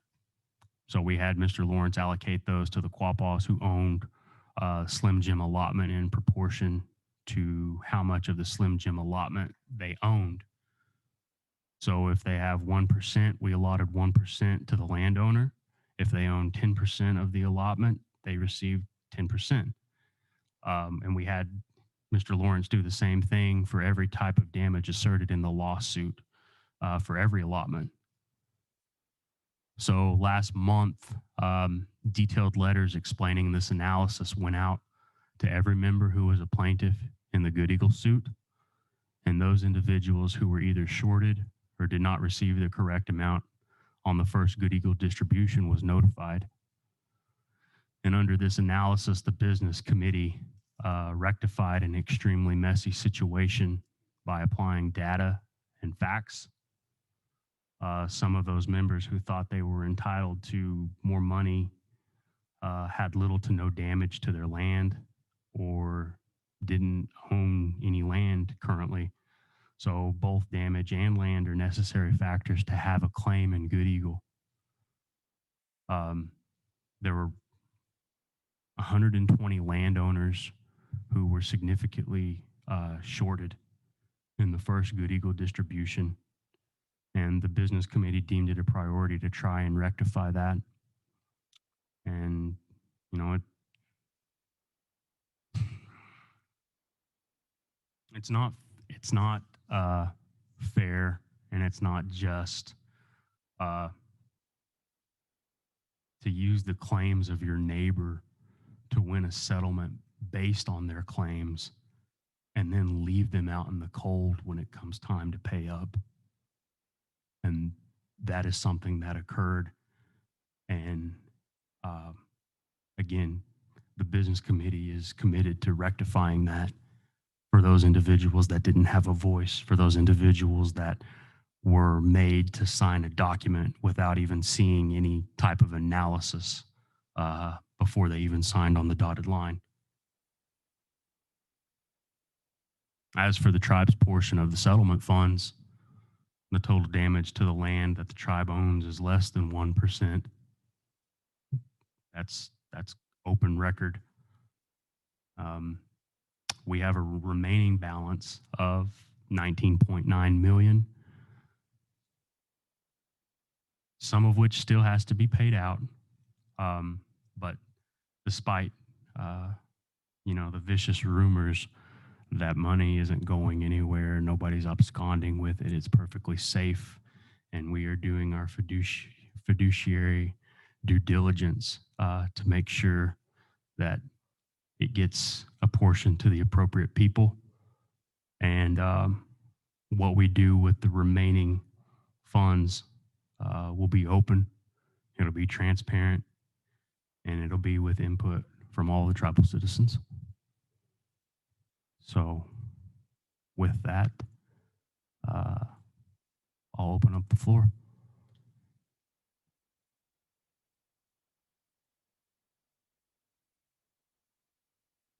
Yeah, I guess while we are here in this forum, there's been a lot of talk of who our general counsel is and who represents us. And so I thought it would be a good opportunity. You know, we're learning who our GMs are for the casinos. We're making these introductions. And in the same breath, I'd like to invite our representation, Mr. Austin Vance. And if you could, Mr. Vance, well, first of all, appreciate you for making the trip here today and being with all of us. If you could, please tell us a little bit about yourself and yeah. Absolutely. So my name is Austin Vance. I'm with the law firm of Witten Burridge. We're a tribal law firm that does complex litigation also. So we handle all kinds of work for different tribes across the nation. This includes code writing, litigation, advisement and counseling. Our firm is one of our two partners is Michael Burridge, who was the first Native American federal judge in the United States, appointed by Bill Clinton in the 90s. And then he's since returned to private practice. And our whole practice is built on supporting tribal sovereignty. We don't take clients that are against tribal interests. We don't do any of that. So anything we do for any of our clients is always toward protecting sovereignty, expanding the way that tribes function, helping economic development, things like that. So as far as our role of legal counsel to the nation, we're going to be providing those services not only to the nation as itself, but any of its entities. You know, I understand that some of the sub-entities have their own legal counsel, but will function as gap fillers as needed to just make sure the nation and its entities are covered. And so for the day-to-day operations, as the chairman noted, my name is Austin Vance. I'm the attorney contact for the firm for the Quapaw Nation. So I'm the first person to receive this information. The firm as a whole is available to the nation to represent it in litigation, doing code writing, all of that, all of those things. But I'm just the person who will do things like come and meet with you all and you know, probably represent at hearings and whatnot, all those things. I'll be there. And then just kind of depending on the needs of the case, you'll see other faces such as Michael Burridge, Renly Dennis, Patty Sawyer, the other lawyers at our firm who work in our Indian law group. And just as some background on the type of litigation our firm has handled in the past, in the last 10 years, we represented the state of Oklahoma versus Purdue Pharma and had a trial that awarded, I believe between the trial award and the settlements, it was north of $500 million to the state of Oklahoma. We reached a settlement agreement with the United States in a trust action regarding taken lumber from the Chickasaw and Choctaw Nations for $186 million. And we recently negotiated, mainly Michael Burridge recently negotiated a water settlement on behalf of the Choctaw Nation and the state of Oklahoma for the Kiamichi River Basin to preserve that water for the nation. So these are, we do whole tribe representation, and we're just really looking forward to working with the tribe, and I appreciate the business committee and the nation for y'all for having me. And I'm excited that we're able to work together, and we'll be working towards you know, making the nation as great as it can be going forward. Are there any other questions for me while you got me? Not at this time. All right, well, thank you all very much. Thank you, sir. All right. Anybody else? We have two people with questions in Zoom. I have Sherry Smiley and Kelly Flanagan. Let's do Kelly Flanagan first, alphabetical order.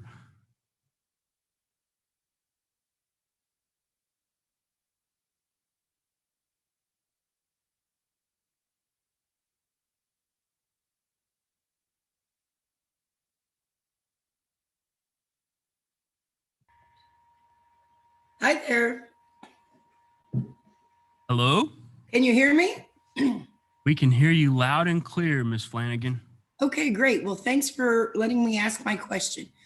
I was just curious. You mentioned that the people who were shorted on the Good Eagle, because I know that my brother and my cousin both stayed with Connors and Winters, and I didn't. So I got more than they did. And I was wondering, would they be the ones that would get the letter? All individuals that stayed with the tribe as their representation should have received a letter. Yes. Okay, so that would have been with Connors and Winters or whatever their name is. Yes. Okay, so I just asked my cousin who stayed with them if she received a letter, and she said she did not. So I'm wondering if who I should or who she should contact to find out if she falls into that category. I would refer you to call the tribal office. All right. Just so we can verify your mailing address and then other things, because this isn't really the appropriate forum to be sharing back and forth Right. names and et cetera. But if you were to call the tribal office, we'll be glad to see what happened there and see what occurred. Okay, and then is there a particular person that we would need to ask for? Well, Heather Dismuke would be happy to take your call. And I think it's worth mentioning that we had several letters bounce back to us. Again, All right. I think we mentioned that the most up-to-date information that we had for mailing addresses was going to come off of the second COVID distribution that we did. So if their addresses changed between that time and last month, then that could be a reason why they didn't receive the letter. But I would encourage anyone from your family to make that call, and we can make that determination. All right, very well. Thank you very much for the information. All right. Thank you. Have a great day. You as well. Thank you.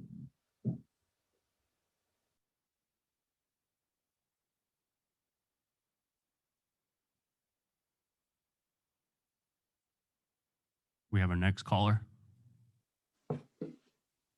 Hi, this is Sherry Smiley. I think I'm up next. Is that correct? Yes, Miss Smiley, you have the floor. Thank you so much. I guess I just have a couple questions. One's maybe just an easy question, Joseph, and that is, do we own a jet? I've heard that rumor. Did you guys buy a jet airplane, or is that just a rumor? No, we absolutely do not own a jet. Okay, so the flights that you guys take back and forth, those are just being like chartered flights. Is that a fair statement? To clarify, it's hold not on. I got the I'm sorry, floor here. I think that's a mischaracterization. We're not chartering any flights. It's really more of an arrangement, because just a show of hands, how many in the audiences have been to Pine Bluff? Okay. If you were to leave right now at this instance, when would you make it there? 5 hours? Dang, you're speeding. It takes me a little longer. I'm cruising. So I think in order to understand or to put this into context, this Pine Bluff trip is a 5.5 hour drive one way. You get down there.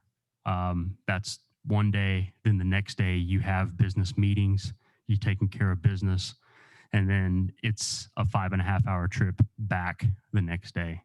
So that's 3 days out of the work week that we would have to lend ourselves to making sure that we're doing what we need to do, taking care of our $260 million asset 5.5 hours east of here. And so this business or this arrangement to make those travel options, it's really something that, the previous administration was also doing.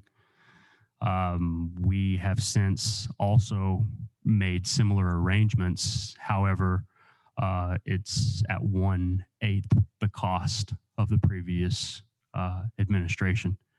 So I don't know what type of business arrangement they had, But I can guarantee that the business arrangement we have is at a cost benefit and the expenses are significantly lower than previous.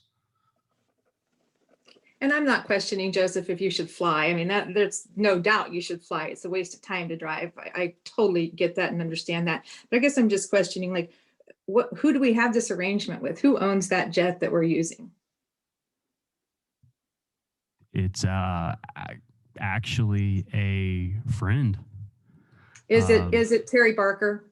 No, it is not. It is not Is Terry it anything Barker. that's related to his law firm? No, it is not. So can you just tell us who it is then? Yeah, I'd be happy to. His name is Phil Tholand, and he's an incredible individual. The arrangement that we have with him is actually, it makes sense from an economic perspective. He basically gives us the deal at cost and tells us to put gas in the tank. And again, it's at an incredible savings to the tribe. It's at an incredible savings to our business operations, and it's significantly less costly at 1/8 the cost of a previous administration. Sure, but I guess, I mean, that's great that you've been able to strike a deal. It seems odd that someone would do this at cost, but that seems very odd that he wouldn't want to make a profit, but I'll move on from that. You mentioned earlier that if Terry, we could, sure. just a second, to further explain this arrangement, I'd give the floor to Secretary Treasurer. Yeah, I'd just like to address the perceived oddity, I guess. So Mr. Tholen is actually my previous employer. The reason for him not wanting to generate a profit is that, you know, this guy used to be the CEO of the largest privately owned oil and gas company in the world. To be fair, money is actually no object to him. He's been very successful. That particular aircraft itself is, well, what it has normally been used for is that he bought that aircraft in order to fly wounded veterans around the country who have to go around to specialty surgeries.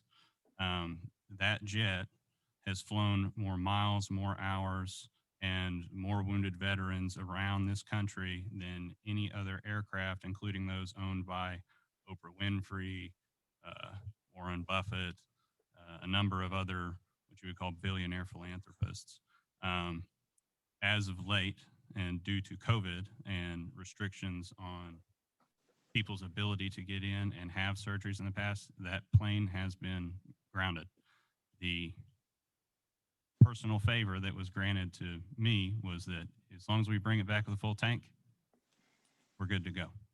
So perceived, I guess, cost savings benefits on it was that, let's see, I think we're saving about $40,000 a month on private air expenses. They were averaging about $12,000 a month in private air to fly King Air 200 from Joplin back and forth to Pine Bluff, which, if some of you are aware, kind of the aviation industry itself, that is an extraordinarily high operational cost per hour on that aircraft. But we've been able to quite literally just do this at cost. We just have to pay for fuel. And that's our arrangement. Sure, but that could go away at any time, and you could be stuck having to have a contract on an airplane at any time, just like anyone else that would charter a flight. Okay. And it probably will. This is just a temporary favor. At the certain, Sure. Whenever we get past the COVID, past the pandemic itself, that jet is going to go back to flying wounded veterans all over this country. So I think that's very commendable. But we won't have that arrangement. We will have to figure out something in the future. But for the time being, that's current arrangement. I appreciate your response on that, Mr. Barker. My next question, though, it does have to do with a statement that Joe made just a few minutes ago that that Terry Barker is not legal counsel, that he's not doing legal work. But Robert Lawrence, who you mentioned, he's Terry Barker's law partner. Is that correct, Mr. Bird? Yes, that's correct. He is partners. Okay, so Mr. Barker does. Just to clarify, you know, Terry Barker, who is a Secretary Treasurer Barker's dad, has in no way, shape, or form done any work for the business committee or the Quapaw tribe. Sure, but in a partnership, partners share in the revenue, isn't that correct? They do not. Their arrangement is their own, and so that's really their business arrangement. Is that, okay, I'm not going to argue about what the legal definition of a partnership is, but that's interesting you'd say that. So can you tell us how much Mr. Lawrence has been paid to date for this work that was done?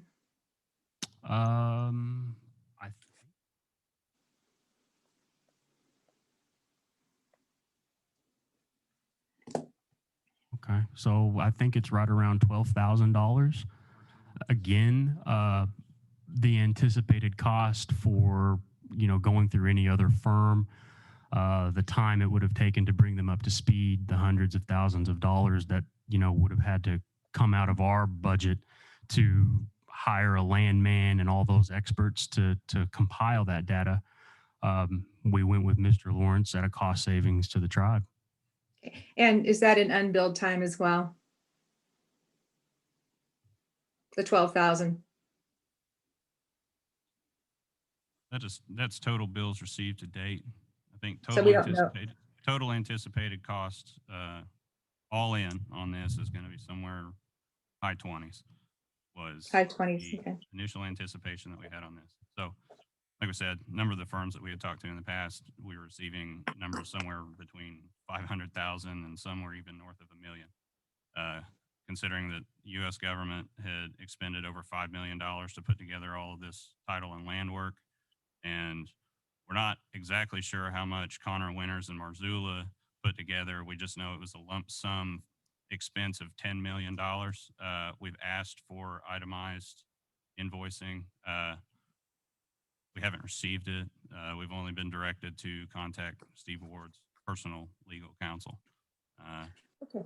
I can only anticipate, or I can only assume that this is in anticipation of being sued, maybe for malpractice. Well, that's an assumption for sure. I want to read a letter that was published on the Everything Quapaw page. And first off, just to clarify, this is not the official tribal Facebook page. Do you agree with that, Mr. Bird? Absolutely. Okay. And so I want to read this. This was dated May 30th of this year, and this was from Guy Barker.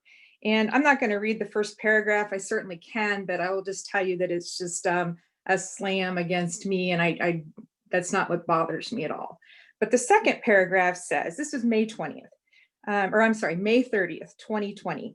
It says, quote, Joseph, myself, and the named plaintiffs believe that all Quapaw people and their heirs should be paid the entire $137 million. That's in all caps. They should be paid in one installment and not over a 5-year period.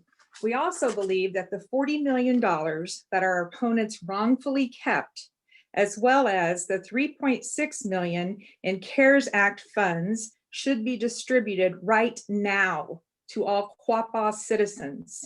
If you do the math, this is 180.6 million divided by 4,000 members equals $45,150 per member, and you underline that. Yet our opponents only wish to distribute 15,000. There is 40 million that can be distributed right now, but our opponents' greed will not allow them to help their fellow Quapaw people in the time of need, and they only wish to find ways to steal from you.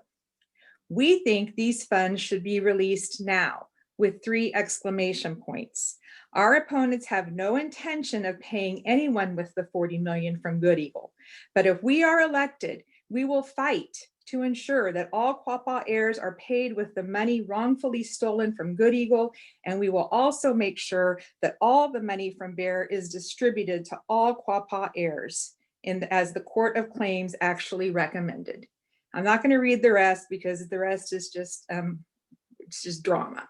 So what changed, man? You guys you put this out in May, you were elected, your very first movement in August was to bring in special counsel. What made you change your mind? Because Can it you be sounds more like in this, specific? Because sure, in this I feel letter, like you, we've been more than willing to do what we said we were going to do. you I said you think were going the to only distribute the difference, $40 million excuse me, Ms. to all Smiley, tribal excuse me, members. Miss Smiley. I think the only difference there, and I may, you said that was from May 20th, 2020? May 30th, 2020. May 30th, 2020, when we were but candidates, political candidates. You know, we knew something wasn't right. We didn't know specifics. We didn't know total amounts. That was really taking a guess, more or less, as to what was happening during that time. Because you got to remember, we were full blown in COVID at that point. You know, COVID came around in March. In April, the tribe received $13.1 million for CARES Act funding. And then in April, you hear the chairman say he had no intention of doing a per cap distribution to the citizens of the Quapaw Nation. But my question isn't on the COVID. It's on the Good Eagle. Well, you It's on the mentioned 39 COVID. million. You mentioned Okay, COVID. I mentioned COVID, In and I your really calculations there, you mentioned COVID. So I thought, sure, but that's a tenth of what we're talking about. well, So why are tell you me, talking about it then? If it's only 10%, why would because you bear mention it's to in that? your, it's, I was reading your letter verbatim. I was just reading it verbatim. I don't care It about the wasn't COVID my money. letter. Ms. Okay, well, Smiley, it wasn't my letter verbatim. it was Mr. Barker's letter verbatim, and I don't care about the CARES money. That's a red herring at this point. I care about the $39 million that you yourself said that should go to all tribal members. And then I've never even seen a legal opinion that said it doesn't go to all tribal members. Do we have a legal opinion? I think the whole the talk of the 39 million, we were looking at it from a perspective that something didn't smell right. We knew that something had to be done. That's the whole reason that we campaigned to begin with. That's the whole reason that we were elected, is because the other individuals knew that something wasn't right either. Once we got into this position, we did the investigation. In the month of August, that's what was being worked on up through the winter months. And we came to the determination that it was off. There were so many miscalculations during the first Good Eagle distribution that we couldn't come back around and say, yeah, everybody deserves 39 point whatever million dollars, because the first round of distribution, the 20 million, was so messed up. There were so many errors with that. There were people who weren't even Quapaw who received millions of dollars. There were people who didn't own land that received millions of dollars. And so we couldn't distribute that 40 million before we took a look at what actually happened and what actually occurred. And that's where we are today.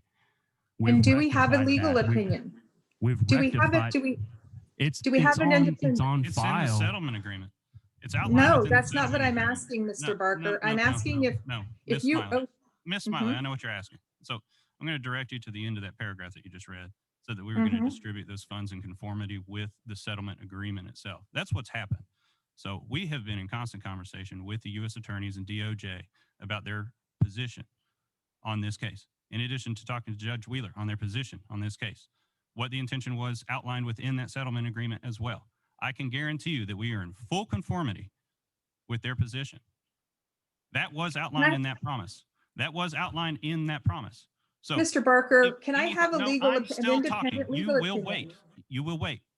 So Okay. what is actually happening in here is that you have just, into open forum, spoke out what our promises were. If anything, this just further highlights that promises were made and now they've been kept. That distribution was made to all of the affected claimants. Now we are further advocating for the distribution of BEAR, which is pending congressional appropriation, to all tribal members. Okay, that's different than what you said last month when I asked you this. Last month you said that you would recommend that the Department of Interior would be the ones to distribute bear. And if the Department of Interior distributes bear and I don't have an account with the Department of Interior, like the majority of your tribal members do not have an account with the Department of Interior, they would get nothing out of bear. Is that true? No, that's false. That's saying that the only way to distribute the funds is through an IIM account. You realize So that how there's would the tribal- Department of Interior do? You do have an address, right? I do have an address. So how would the Department of Interior, why I'm still confused on, first off, let me just stick with Good Eagle because bear's not even. You're basing your assumption on the fact that we don't have your address on file through our tribal office. You do, but I don't know that the Department of Interior those has it. individuals that can receive those monies through their IIM account, yeah, that's how it's going to be distributed. But the method of distribution for those that don't, you're basing your assumptions on the fact that we can't provide those addresses to the Department of Interior, and that is wrong. But your plan to have the Department of Interior distribute the money would not equal an equal distribution to all tribal members. Is that true? How do you figure? Why would you have them do it if you can't do it? You know the Who's to tribal say? members' addresses. Why can't we you did- do it? We did it with Blue Tea. We did it with Blue Tea of Sarco. We did it with Good Eagle, and both of them got wildly messed up. So I did say this last month that I believe, and it is my position and our position, that this business committee should not have its hands on it, so should not be furthering distribution on it because it has been messed up. And there is no way to do this distribution within the tribe in the future without somebody at least saying that, well, something got stolen, something was misappropriated, something was wrongfully withheld. There's no way to do it. Okay, but that's what we elect you for. We elect you to represent all of us and we elect you to make these distributions. So now I want to go back to Good Eagle. You elect us to make decisions. This is a Yes. decision. This is Okay, a position so that we've I this is wanna a position know- that we've taken. All right, and I would like to know what legal basis you had to distribute the 39 million from Good Eagle. Do you have, I'm going to ask, I've asked this 5 times now, please just answer this one question. Do you have an independent, not from your dad's law firm, but an independent legal opinion that says that Good Eagle should not have gone, or it's not even Good Eagle, let's quit calling it that. Isn't this the Quapaw settlement? It is not Isn't the this the- Quapaw settlement. Okay, and do you have a legal opinion that says that? It is outlined within the settlement agreement. That's not So what I'm this was- asking. Well, I'm asking if you can give me an independent legal opinion that's looked at all this for all tribal members. That's what I'm trying to do, is help all tribal members here.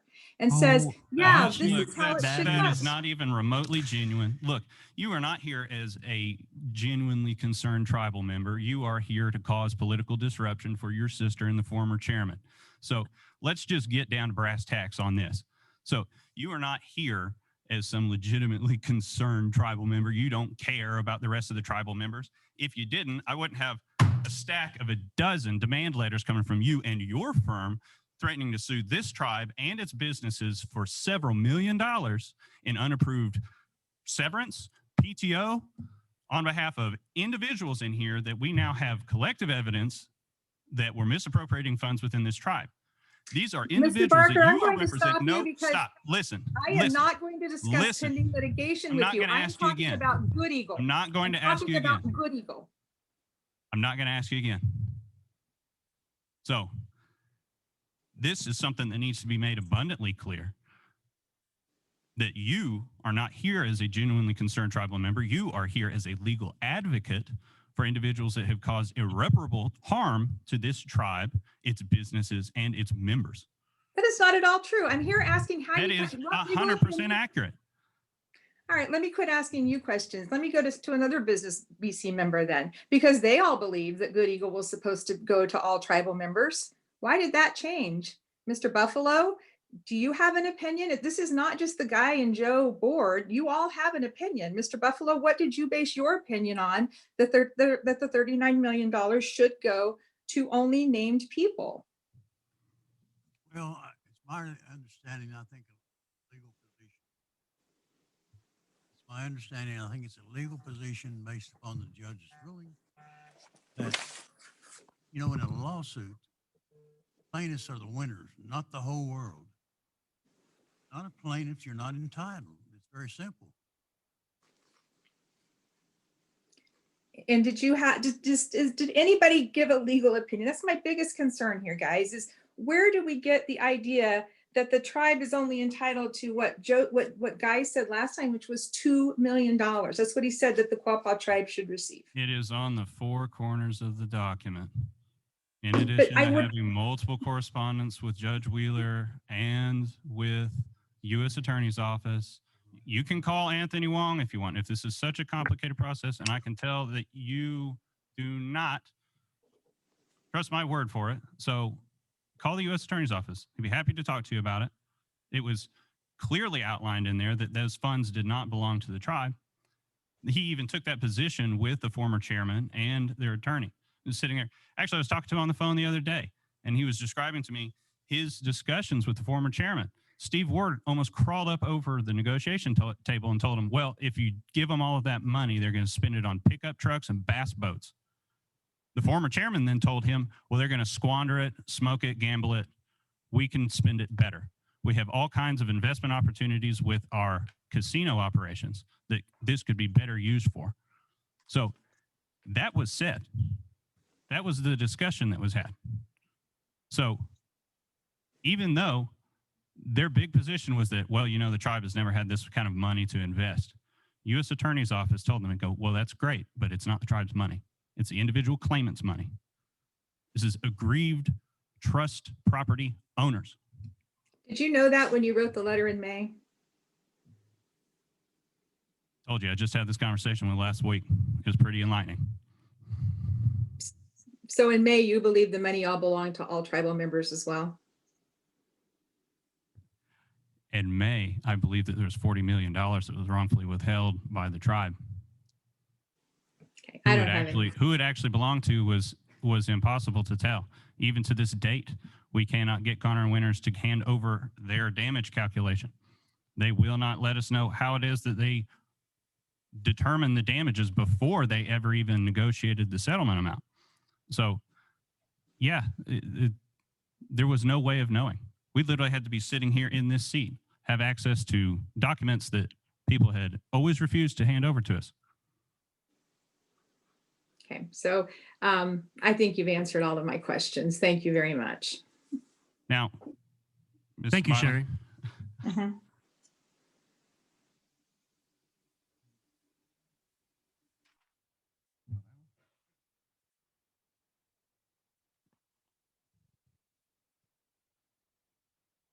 I have Barbara Collier who would like to speak next. Okay. Barbara Collier coming into the Zoom line. You have the floor. Thank you. I don't really feel like in my position I can say much, but as a undivided interest landowner, it wasn't hard for me after reading the documents to figure out that the landowners only were to be compensated for the damages that were done to the land or not being able to historically have any heritage or cultural ties to some of the land. And that's what the Good Eagle payment was for. To make it simple for everyone to understand, it was not for every tribal member. The congressional award coming up in the Bear case now, because these were all started 19 years ago, my mother being one of the claimants on the first time out, but that was for every tribal member. Now, I understand there's been a date set on if you're not an enrolled member by, I think it's September 19th, 2019 or September sometime. Anyway, that you won't have a claim to it, so that you cannot say every tribal member, but you can say every tribal member by that date will assume a payment for the payment that comes from the Bear case.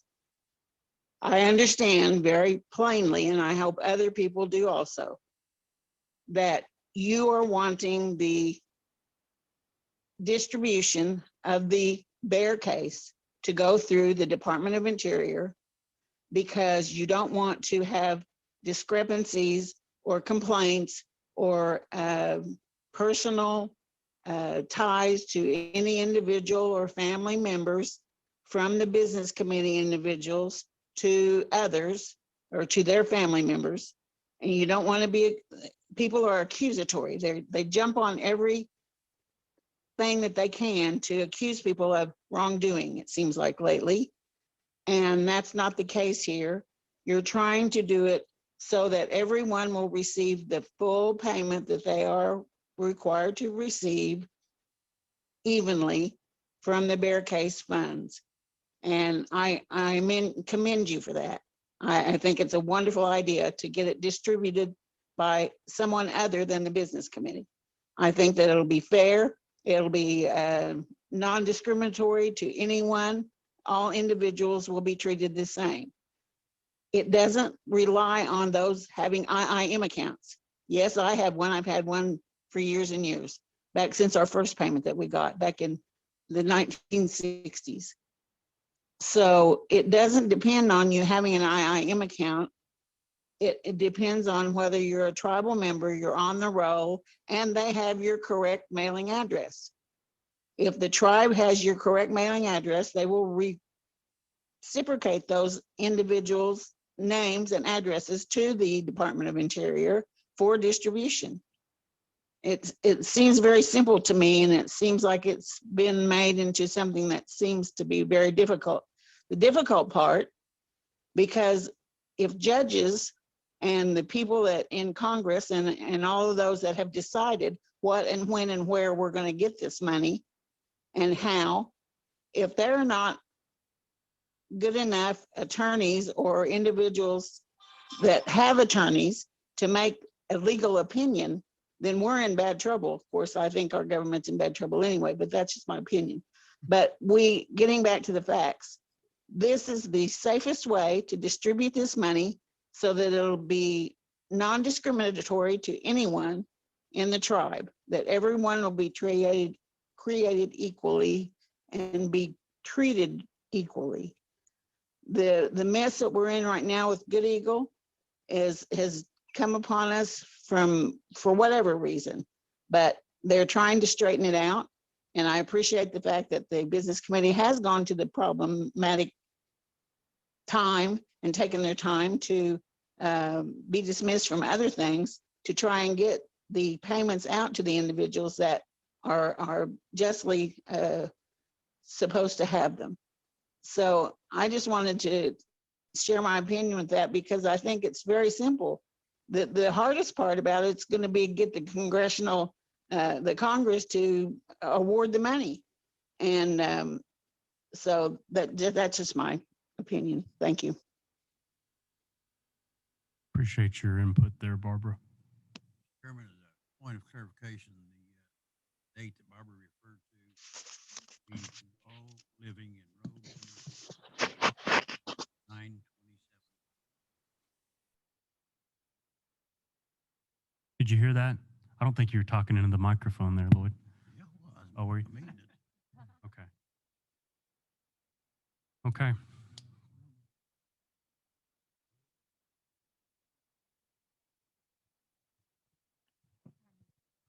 Mr. Roman Kahige.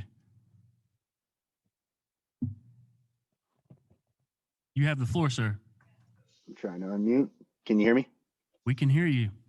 All right. I love the Thank you. background, by the way. I forgot I had that on there. Like, I was trying to change it, but just go with it, whatever. First of all, thank you. Thank you guys for answering those questions in that that deposition there, I guess, whatever that was. And I appreciate that, because you answered a lot of questions that previous administrations were unwilling to answer, even when asked point blank. And some of those things include the charter number of chartered flights that they would take, and allegedly even flights for people who are not tribal members to return from business that wasn't even conducted. And so thank you for that, and also for answering the questions. I think Ms. Smiley did a fantastic job of not just approaching it directly and asking if there was a conflict of interest that existed. Because I think she really highlights something that our tribe is experiencing right now, and has been experiencing, since back in 2005, when the tribe gave $60,000 to a consulting firm owned by the chairman. So it goes back as far as that, the things that we didn't get questions to that are well documented, and you guys are speaking to those. So one, I want you to know that I really appreciate that, especially in the position that I'm in. And that brings me to a follow-up question that I have regarding the conflict of interest policy. I asked in October if the business committee would be willing to sign a conflict of interest policy, which is resolution 031905C, which in plain language says that it's the policy of the tribe. And to date, the former chairman is the only one who has put his signature on that document. So I just wanted to follow up. Is there any traction on that? Is there any way that this administration can reaffirm clearly that this is a conflict of interest policy that you're willing to follow? Is there a reason why it hasn't been signed, if that's the case? Or is there another conflict of interest policy in the works? Because I think that there's a lot going on right now and in the past that really highlights a definite need for this, because we want to be able to hold you guys accountable. And I know you guys, I know most appreciate that you want to be held accountable, which is why you're so open about a lot of the things that you share.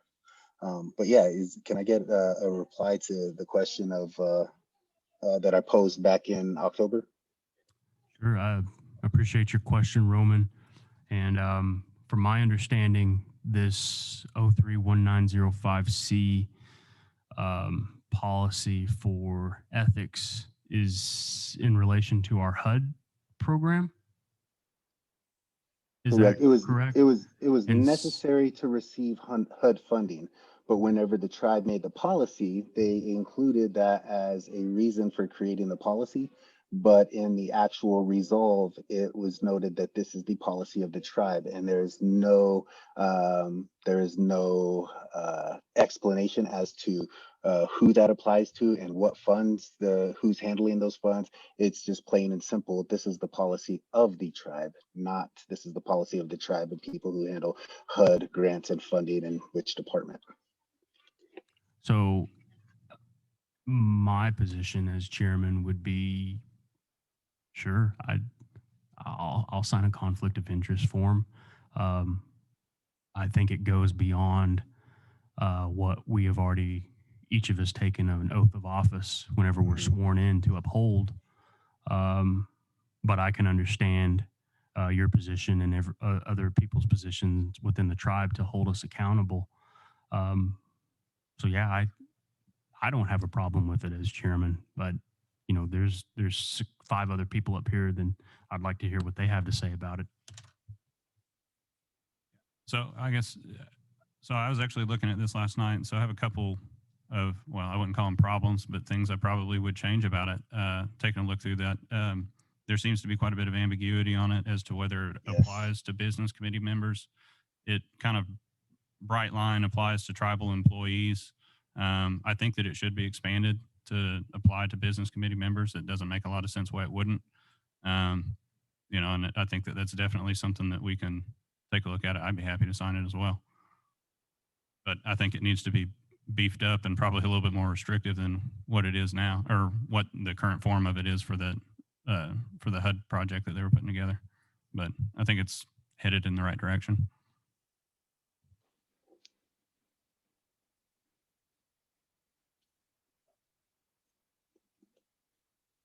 Thank you. I mean, that's all I had, and you're absolutely right, Mr. Barker. The ambiguity in that is it does state in the beginning that it says elected officials, but it refers to elected officials, employees, and all tribal entities, which which later throughout the document, it only refers to employees.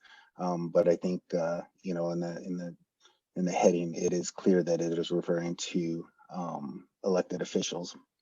But throughout the document, it should be beefed up. But maybe that's my request now: is can the business committee get something in place? Because there is a lot that we want answers to. We do, you know, when I and I'm victim to the rumor mill, is just like anybody else. You know, I hear something, I want to know what's going on, and I want to hear the truth about it. So, you know, and that includes everything from bid processes to why are we using certain individuals. And whenever I get those answers, I was like, oh yeah, that's great. Okay, but there should still be a policy in place on how we handle those things. And the dereliction of the past administrations was that you know, they didn't have that, so that they could kind of have the free will to do whatever they want without it being questioned, because they just come in next month or have a phone poll and by resolution declare that something is okay. So if we could have something as a tribal member or as a nation, to something that we could factually hold you guys to, because we don't have that. And that is in the best interest of the nation, that we have something that we can hold you to, other than, you know, the oath that you took, which is ambiguous in itself. Right. So thank you guys for answering that. And I will keep following up on this. You know, I mean, you guys, this ethics is something that's important to me these days. So I will keep following up on this, and I thank you for your reply. Hey, Robin, I thank you. And, you know, based off of your comments, I'm looking around, and I think it's kind of a consensus here today that come next month's meeting, we'll have something, at least in a draft version, to vote on or make it available and get that done. Thank you. Thank you, everyone. And there's something else I'd like to say too. You know, you mentioned that previous administration, there was a lot of free will without question. We've seen that in every single business entity, business agreement. When we first came in, this new administration, the consulting fees, the attorney's fees, there was a lot of money being paid to folks that didn't really do anything, and they didn't have our best interest at heart. And I think that's a real significant thing for you to say, free will without question, because this is a lot of power that we wield up here. And I'd like to think that you, the people, don't vote on us out of the promise of money. You vote for us because you think we're going to do good. You think we're going to do the right thing. And I welcome this accountability from things such as what Roman's talking about. And where we are today is a lot better than where we were 6 months or even a year ago. And we're moving in a positive direction. And this talk of reconstituting our government, or at least having a constitution committee to come up with a way to devise a plan to communicate where we're going to the entire community, getting feedback, getting input, getting that opportunity to voice your opinion as to how this government should be in this, where we are today. You highlight one specific thing where it needs to be addressed, but there are so many things that need to be addressed. And I'm not telling you anything you don't know. As the chair of the Constitution Committee, there's so many things that we need to get in place where, you know, there's a lot of good things about our 1956 governing resolution, but in the year 2021, the things that we encounter as a people, as a business, as a tribe, there are things that 1956 governing resolution don't touch on, and it falls short of the things that we need to do, and it kind of hinders us from accomplishing just that. So I know I'm kind of going off the rails here, but that's my thoughts on where we are today. And I appreciate your comments, Roman. Thank you.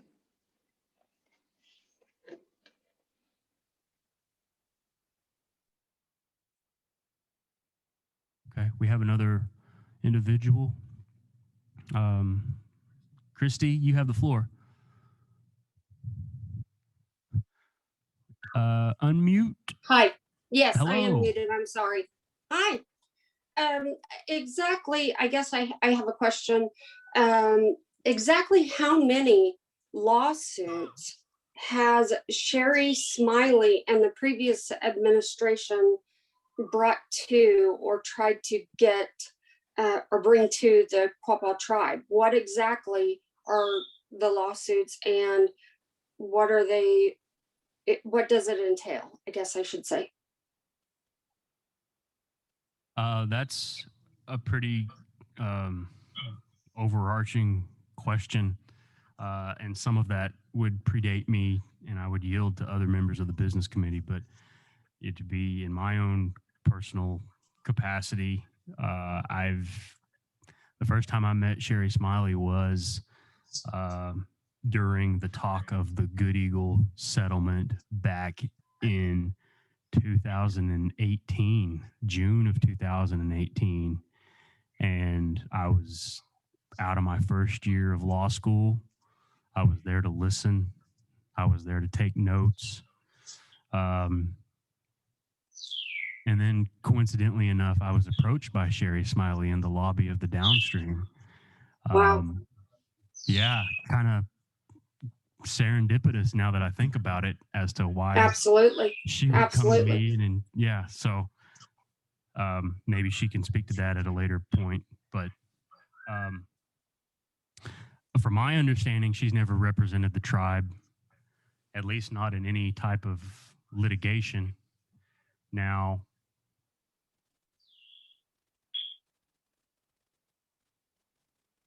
I just I have to bring this, because it bothers me so much. I just feel like the previous administration has already gotten enough. What more do they want?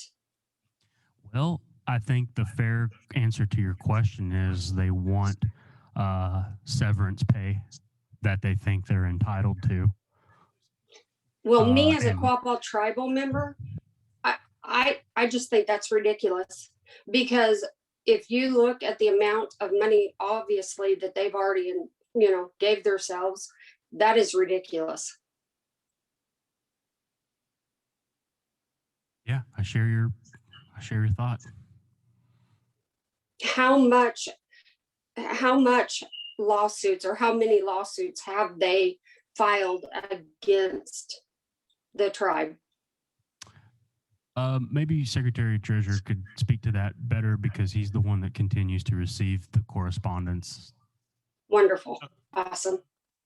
So to date, nothing has been filed, or if it has, we haven't been served, so we're not aware of it. We've received a number of demand letters from Ms. Smiley's firm. This is just one stack of them I have. Basically making claims against we'll go severance pay for previous DDA members, the previous chairman and secretary treasurer. They had created a severance policy in which if they were to ever lose re-election, it would pay them a full year's salary to be paid out in a monthly installments, in addition to health insurance. At the time, they had their own private blocked health insurance plan vested with the board over at Downstream. We've kind of come to call it the golden plan. We've now gotten rid of all of that. So can you specify that? I think that's important to note as well. Absolutely, please. The premiums are outrageous. It's my understanding that there was probably no or very limited copay on it, and then the number of services that we was able to cover is pretty exhaustive, extensive, even into kind of elective procedures. things that normally wouldn't have been covered, things like LASIK eye surgery, for example. I'm sure plastic surgery was in there too. I honestly don't know all the details on it, but it was something that we got rid of within the first few days of actually being in office. But there is a severance policy that is attached to, I guess, not being in that office or not being in that position any longer. Again, that severance policy was never approved by the business committee. This would fall underneath our definition of compensation. So whether it was approved by the DDA, that the DDA decided to give themselves a severance policy is hardly the same as being able to go to the business committee and then get that further approved. The other issue would be PTO, which I've never heard of a board of directors ever having PTO. Who would fire you? They don't have, direct job responsibilities. They don't have hours that they're expected to be there. They don't have projects. They don't have anybody that they report to either. But there was a PTO policy that was put in place for members of the board that had no ceiling to it. And certain individuals, we'll just say former DDA members, some of which had managed to amass, some were like 600, 700, 800 hours of PTO because surprisingly nobody ever claimed PTO. But if you were to apply that to their annual salary at the time, this then results in very, very big claims. So we're talking about, demands for money in the millions. Well, okay. Can we as a tribe vote that not be paid? And we as a tribe vote that they get no compensation without going through the lengthy process, I should say, of going to court or anything like that? Can we do something as a tribe to stop them in the tracks of them getting any more of our money? Well, that severance policy was not authorized. It does not exist. No dollar of severance will be paid in accordance with that policy because it was never approved, and in our position is unlawful. Before that'd be over my dead body before we pay a single dime out of that severance policy. That's what we're elected to do. That's why we're here. But we're doing everything within our power to protect tribal assets, protect tribal dollars, to make sure that those dollars make it back and benefit the tribal members rather than just a couple. And it was even benefiting members of, or people that weren't members of this tribe. But this has been a pretty unbelievable process, an unbelievable journey over the last 6 months. And I can promise you that I understand that, I guess, looking at it from the outside in, that there's an attitude of, well, if this is all there, then, why aren't we moving on this and why aren't we doing anything? I promise you we are. I know you are. I understand that. You're doing a great job. I just do not want to ever see them receive another dime. Even if the entire tribe was able to vote on that, I just would like to see that they never receive another dime. Well, we're doing what we can. All right. Thank you so much. And you guys are doing a wonderful job. Thank you. Thank you. Anyone else? Yes, ma'am. Hello. My name is Leanna Olson, and I just have a really simple question regarding the new funeral policy that you guys have put into place. And I do not speak for anyone, and I do not represent anyone, but a very concerned person that has given time to this tribe and that understands kind of the way that we do things and the reasoning. I just wanted to know why and what you think this will benefit our tribe for placing this policy in place. And I would like to know how you think it's going to benefit our our neighboring tribes that we have established good relationships with that that that are that help to preserve our culture and our ways of living? That's the question I would have for you. So this is a topic that's really near and dear to me.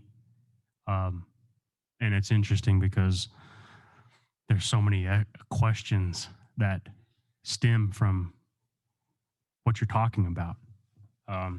As a tribe, are we a tribe? Are we a business? Those are two very contradicting and competing philosophies there. And right in the middle, we have employees who work for the tribe, are paid by the tribe, and they do a phenomenal job of representing and carrying out our culture. And that is something that is very appreciated by everyone in this room, everyone in the community. So I want to say that first. And when we have a situation that has occurred where sometimes the supervisor or the decision maker isn't made aware of whoever that individual is that's responsible for keeping fire or being tapped in as a head cook. When that's asked, it's our culture and it's our tradition to not decline. We always say yes. It's also a tradition that some follow where if you compliment somebody, like your necklace, for example, you're supposed to give it to me. I don't expect you to give that necklace to me. There are other elders in our tribes that would look at you and they intentionally compliment you on your necklace. However, that is a very different concept and subject, and regards are a lot more serious than my necklace. That's fair. These are people's lives. But what I'm saying is when you have these cultural ways of life and you have people that are employees that carry that, and there's no doubt that they are very passionate at what they do. I've seen it. I've dug with them. I've sat around that fire with them. They're paid. They're paid to sit around the fire, and that's something that's contradicting as well. They're not expected to be paid, or it's taboo to say that or to advertise that. You know, even sometimes whenever you go to offer a payment, they'll decline it. But what you're getting at is this policy that was put in place. And I appreciate you asking that question because there's nowhere in that policy are we saying they can't take off for funerals. We're saying that they need to ask their supervisors, or at a bare minimum, let them know that they're going to take care of that for us. It's not a restriction. We're not saying that their supervisors should shut them down or decline them or reject them. There's a respect there, I guess more on the business side. But I can see the other side of it. There needs to be a respect there for the culture too. I think there's another component to this, and I'm glad you mentioned this because it's something that I've been thinking about. You talk about other help assisting other tribes within the community. You know, we have relations with all of our intertribal relatives, and some of us have even married into. We are, you know, the spawn of those relations.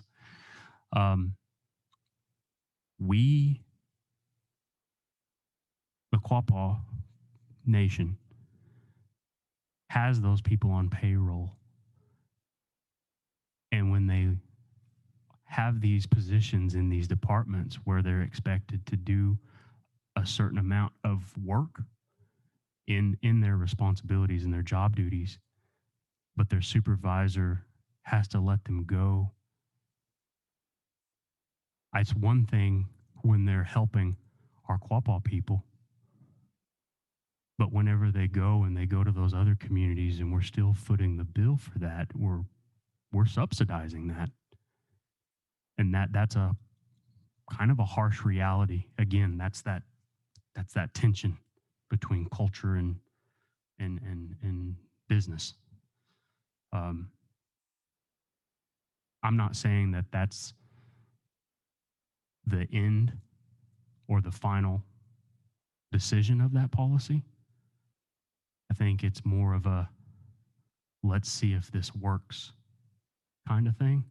And I'm not saying they should be paid for doing these things, but at the same time, in this day and age, just like you said about the 1950s, the Constitution that you guys have, in this day and age, I don't know one person that works for anyone that's going to be able to do these things for these people.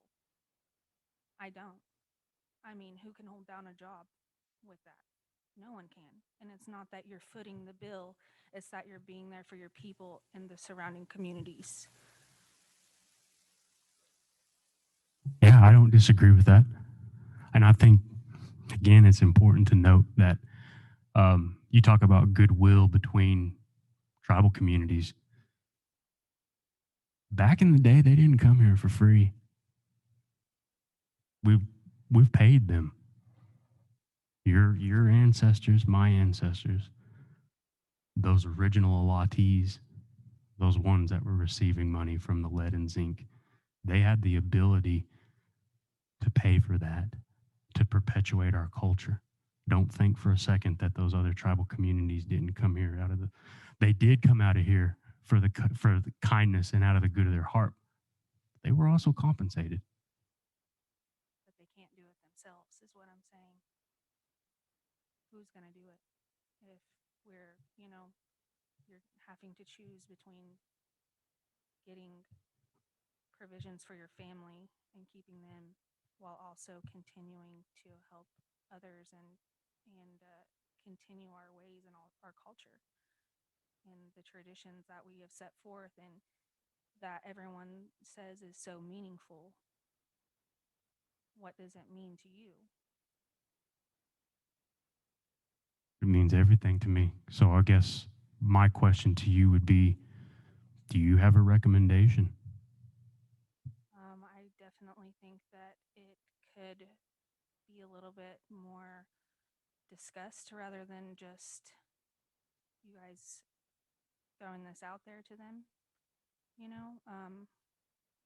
I think that maybe like in this type of setting, we could have more input, not just myself, because I am not the all knowledgeable knowing person, but I think that there could be a different way to go about it. I'm not saying you guys are wrong, and I'm not disrespecting any of you in any way. I just think that it is a problem, and I think that it could be worked out a little differently. Thank you for letting me speak. Thank you. Thank you for those comments.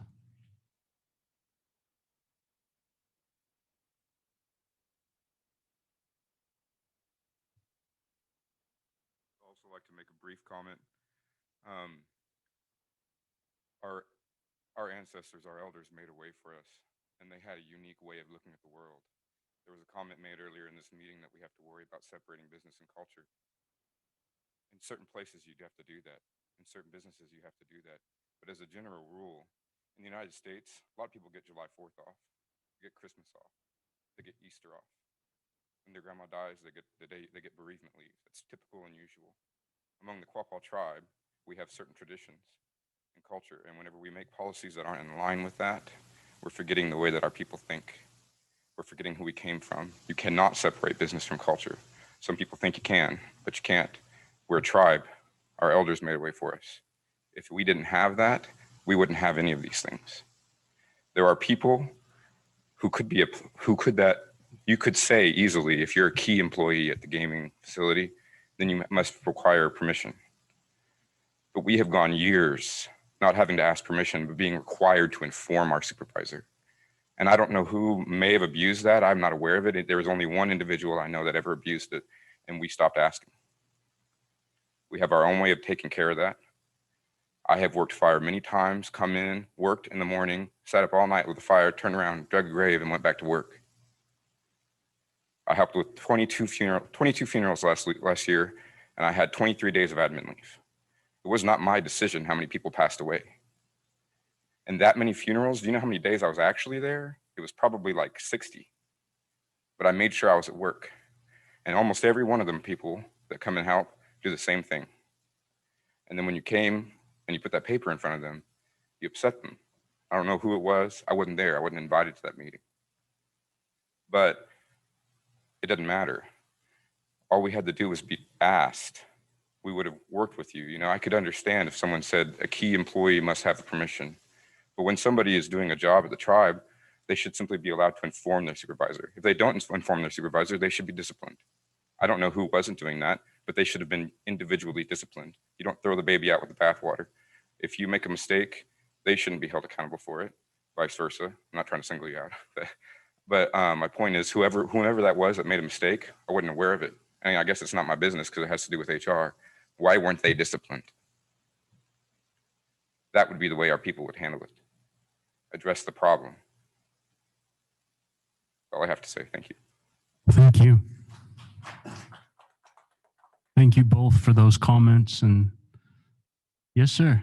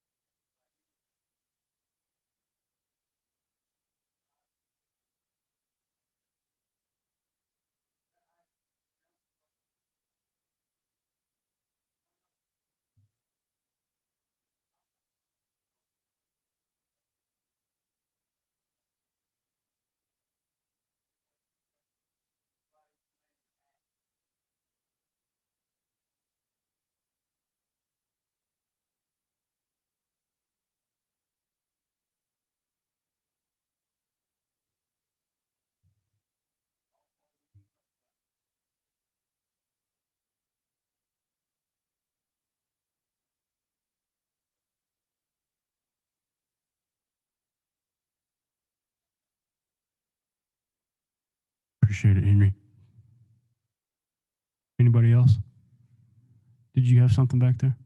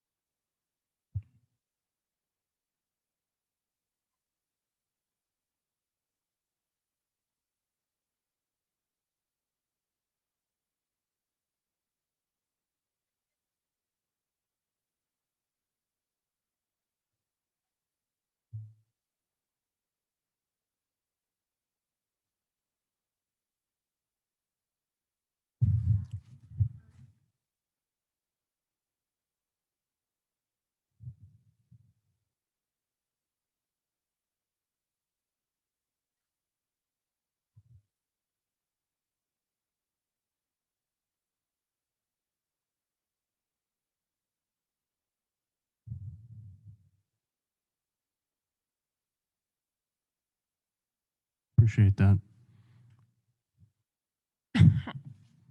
Oh, I have a lot to say on this. I'm going to try to keep it short and sweet. Some of you know I do participate in funerals. I do whenever I can, and I know what all the men and women go through. It is dying. There's not very many, there's just groups, pods of us here and there making this happen. A problem was brought to us. There was an issue. It needed to be, unfortunately, put in black and white. Nobody is being denied the opportunity to help with a Quapaw member or another nation. Nobody is being denied that. We had to put it in writing though, because yeah, unfortunately in the past, one person who's taken advantage of it, well, we've got it again. And nobody up here wanted to touch it, I promise you that. It was handed out in a meeting, and every business committee meeting member who could be here was here. And it was talked about in great length. It was talked about after the meeting too for several hours.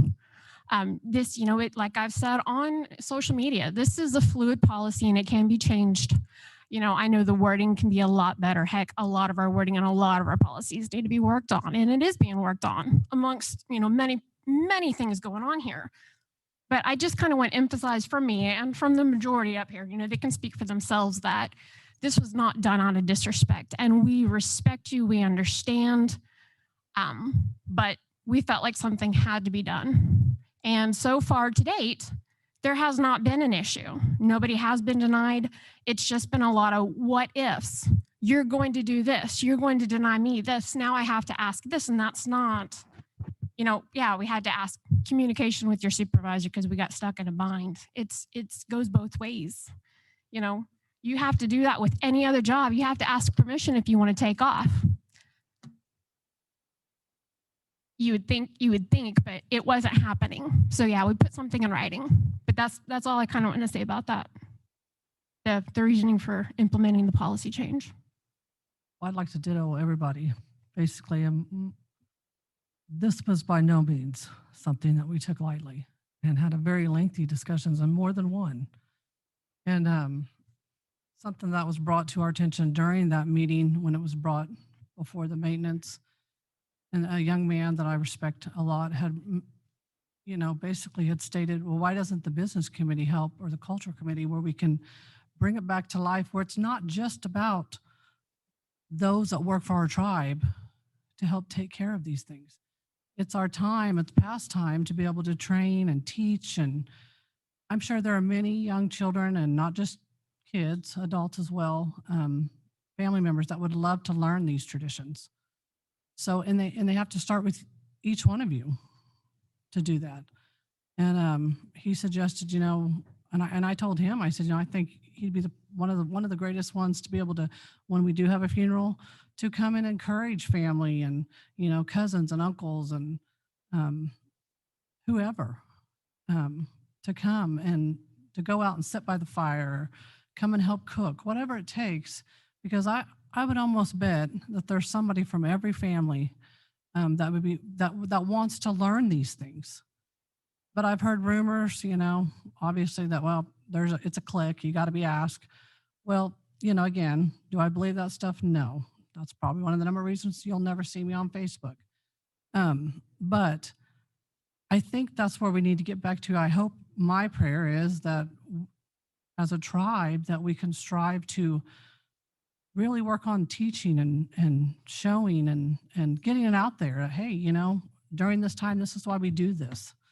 This is why we sit by the fire. This is why we, help cook the meals, and why we, make a meal every 6 hours. I mean, there's so much involved in a service. And I think a lot of that has been lost because it's just kind of been stuck with a few core people. And I am forever grateful for all of you that do what you do, because I know it's not easy. And I commend you very much. But I just want to encourage you that during these times, that think about that when you are sitting by the fire or digging the grave, those younger generations, and not just younger, but all generations, to invite them and encourage them to be a part of it. And I think it's going to start with each one of you that do it and know it. And anyway, I do appreciate you. So thank you. I think there's something else that needs to be said. Again, Callie mentioned that this is a fluid decision. We're open. We're opening to listening. Don't think that we're just here to shut people down. We want to be open. We want to keep that communication with you. And I think this has been a good conversation. I think it was needed. You brought up several good points, Leanna, Everett. Appreciate you, getting up here and saying that stuff. We like to hear that. And again, it's fluid. It's not final. And where we go from here, I think we're going to take a more conscious effort to listen to what you guys have to say. Mr. Alec.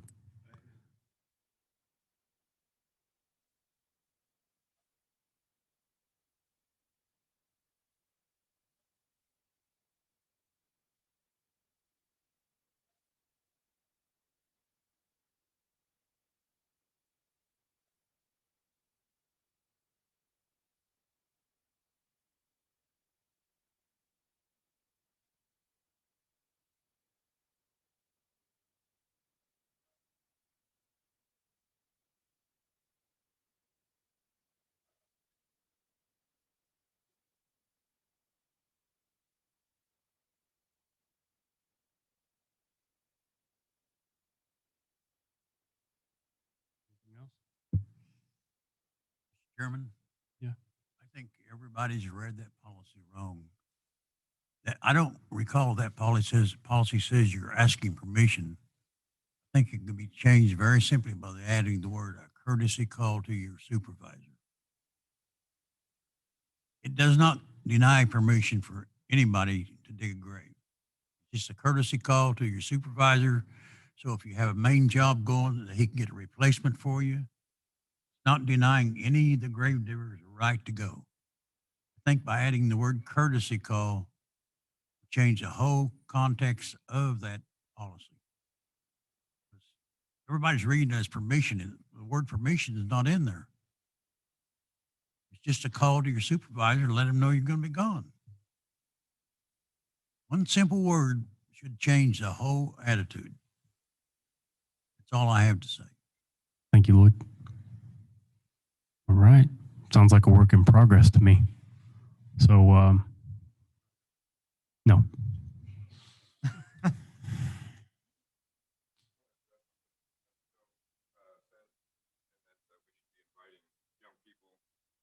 Be involved in our ceremonies. And so I wanted to say this on the microphone and say it to our Zoom meeting, whoever's listening. We need help. We need each other. There's not enough people helping, and we have never, ever taken the stance that that wasn't the case. We have always tried to bring in younger people. I myself was brought in whenever I was 20 and 21, whatever it was. And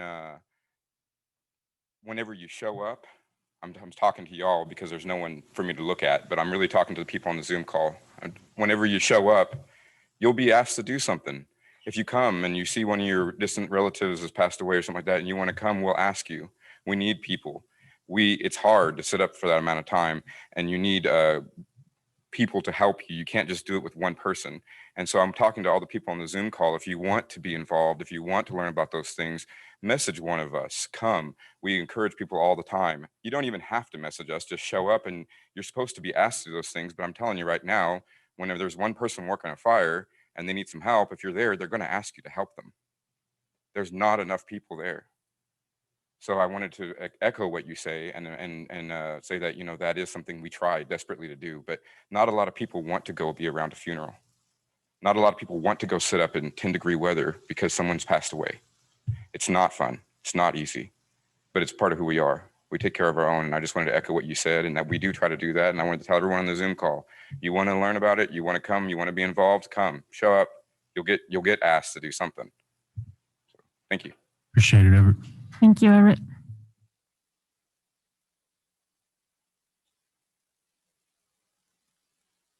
Real quick, I'm sorry. My name's Rowena Cahiga. Please keep in mind also, there's the grave diggers, but there's also the cooks that help. Okay.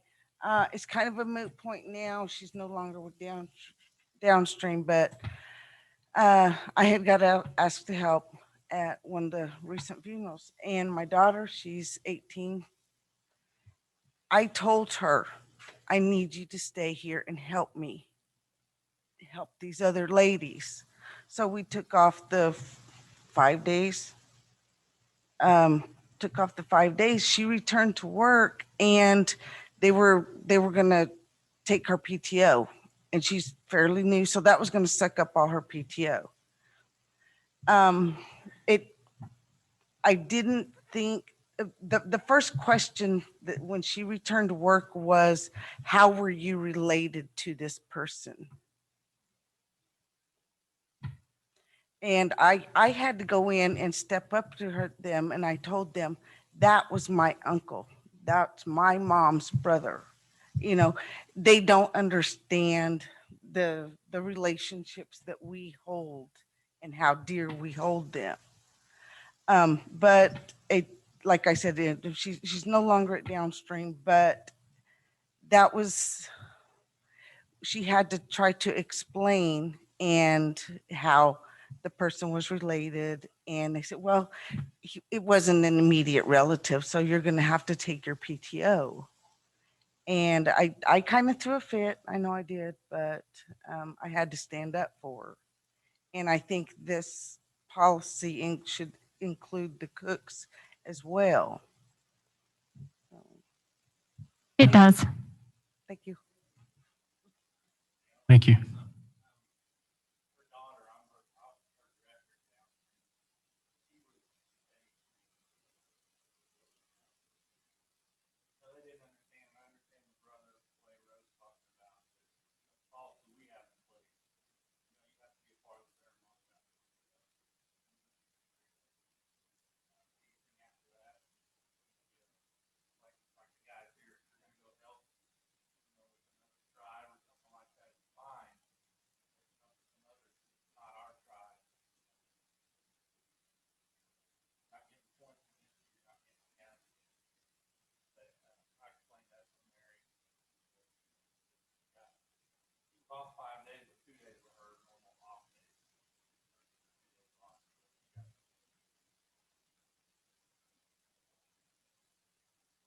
Thank you.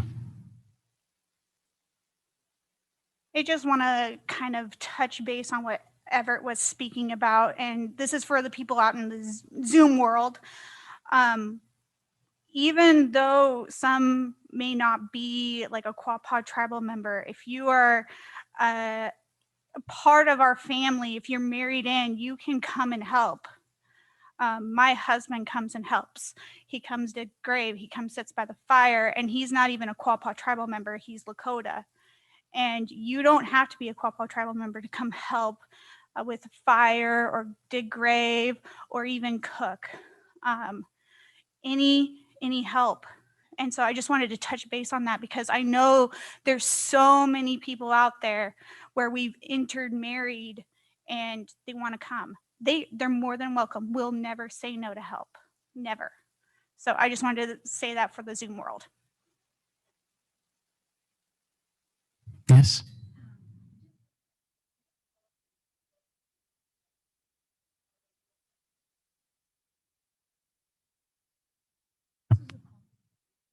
Apparently they are, right?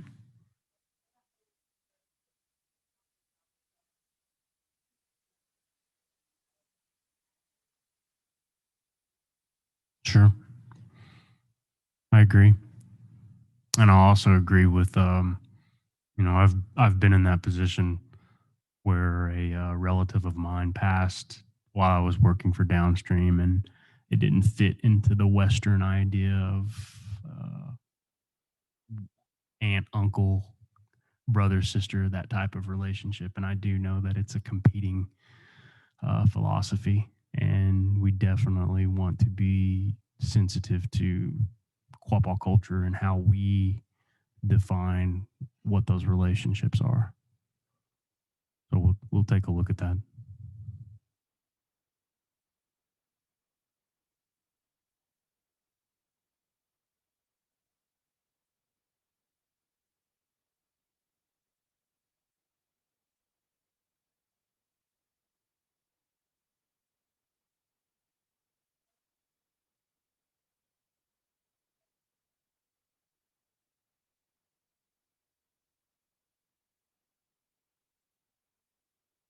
Thank you.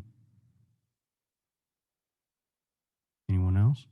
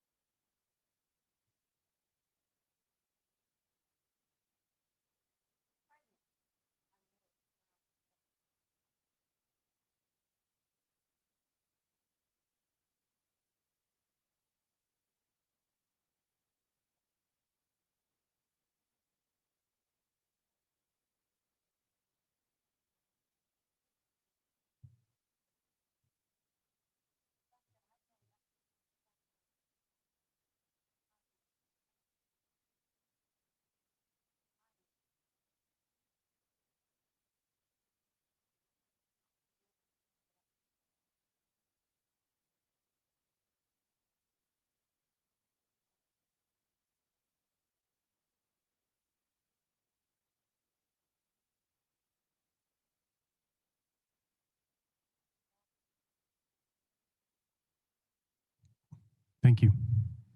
Appreciate those words.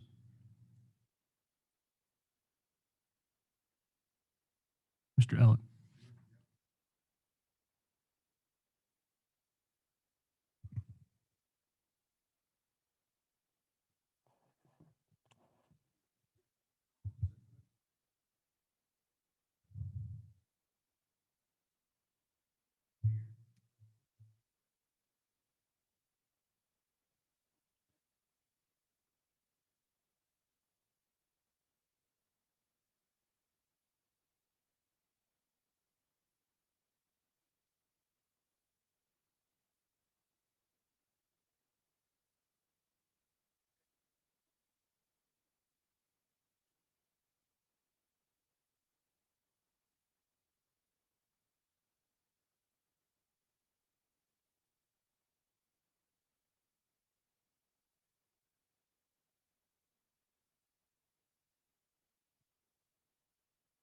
Thank you, Henry. Anything else? Anybody else? Mr. Chairman, I've heard of something that concerns me. Not a real hard concern. Understand individuals being told in order to get to church, they have to drive down the water line right away. That concerns me, especially in this weather. It's a freshly dug ditch less than a year, and you're going to have vehicles stuck in there. That was, I guess, an administrative decision. I'm not sure. So I've had this conversation with our tribal administrator and our executive secretary. And from my understanding, there was a miscommunication. The arrangement is that they have access to the gate here, still on top of the hill. And they have not been made or ordered or required to drive in through the back entrance that is now probably really, really messy at this point from thawing of the snow. So there was a miscommunication there, and I think we've resolved that as of last night, I want to say. So we're all good there. The reason I said that a few days ago, I just live probably 150 yards from that. And it's Friday one morning, to see people driving through there. That's when I learned of these, I guess I'll call it a policy, a directive, and it concerned me because I know that it's pretty muddy in there right now, probably, because it's starting to thaw. Yeah. That's why I brought the issue up. I'm glad to hear it was resolved because I was going to recommend we override it. Yeah, it's been resolved. Thank you.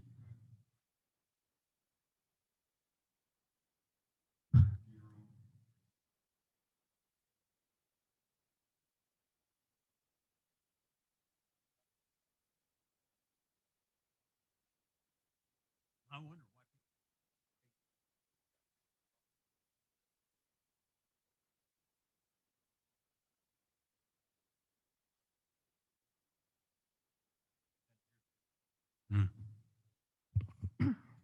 Anyone else? I would like to remind everyone in the audience that either come up to the podium or ask for us to bring you a mic. Remember, we have people on Zoom. When you speak from the audience, they cannot hear you. Abigail, will you mind repeating what you said?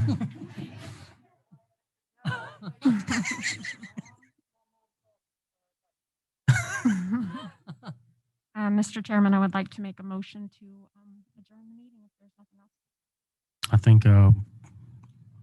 I think this has been an interesting meeting, and I think it's been a good meeting to hear. With COVID and everything, the fact that we're still able to do this, and this is why we do this. And again, there's a lot of things that I've yet to learn in this position. I'll admit that. And, sometimes I do come up short, but it's a learning process for me as well as every individual that serves on this board. And I want to say that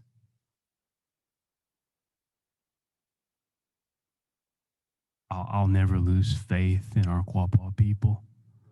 So I ask that you please not lose faith in me or us.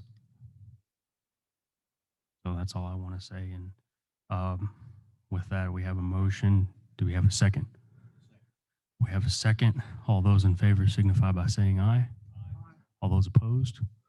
We're adjourned. Gonna gay.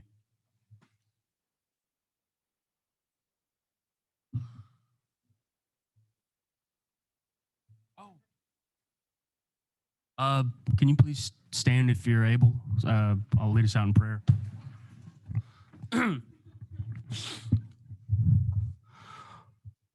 Onstro tate wakonda ejinke.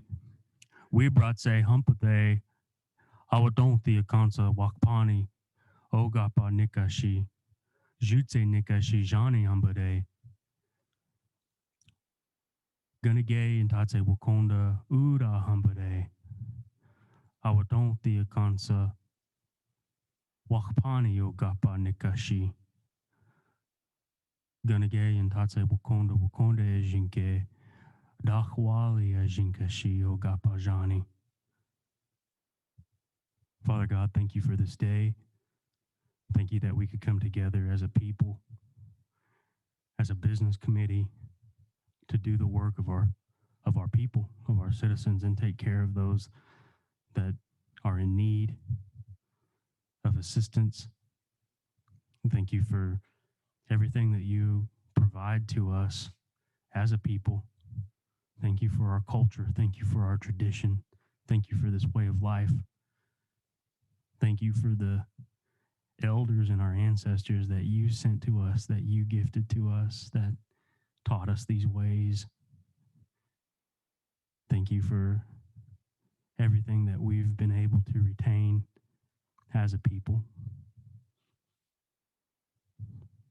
I pray for those that are in sickness and in mourning, those that are in grief, those that have lost loved ones. I pray for those people now.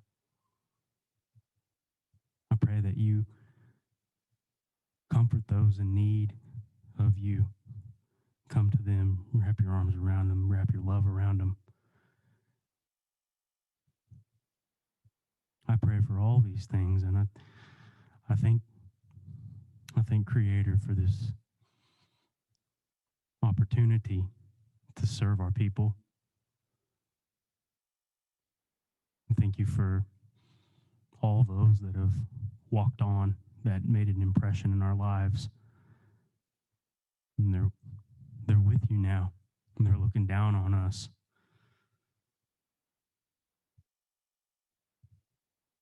I pray that we, as a people, continue to make them proud. And I pray that we make a good impression on the generations that follow us, because they're watching us and they're seeing us now. And I pray for that future, for those children and our children's children and our children's children's children. I pray for all those things. It's in your Son's Jesus Christ's name I pray. Amen. Echo here.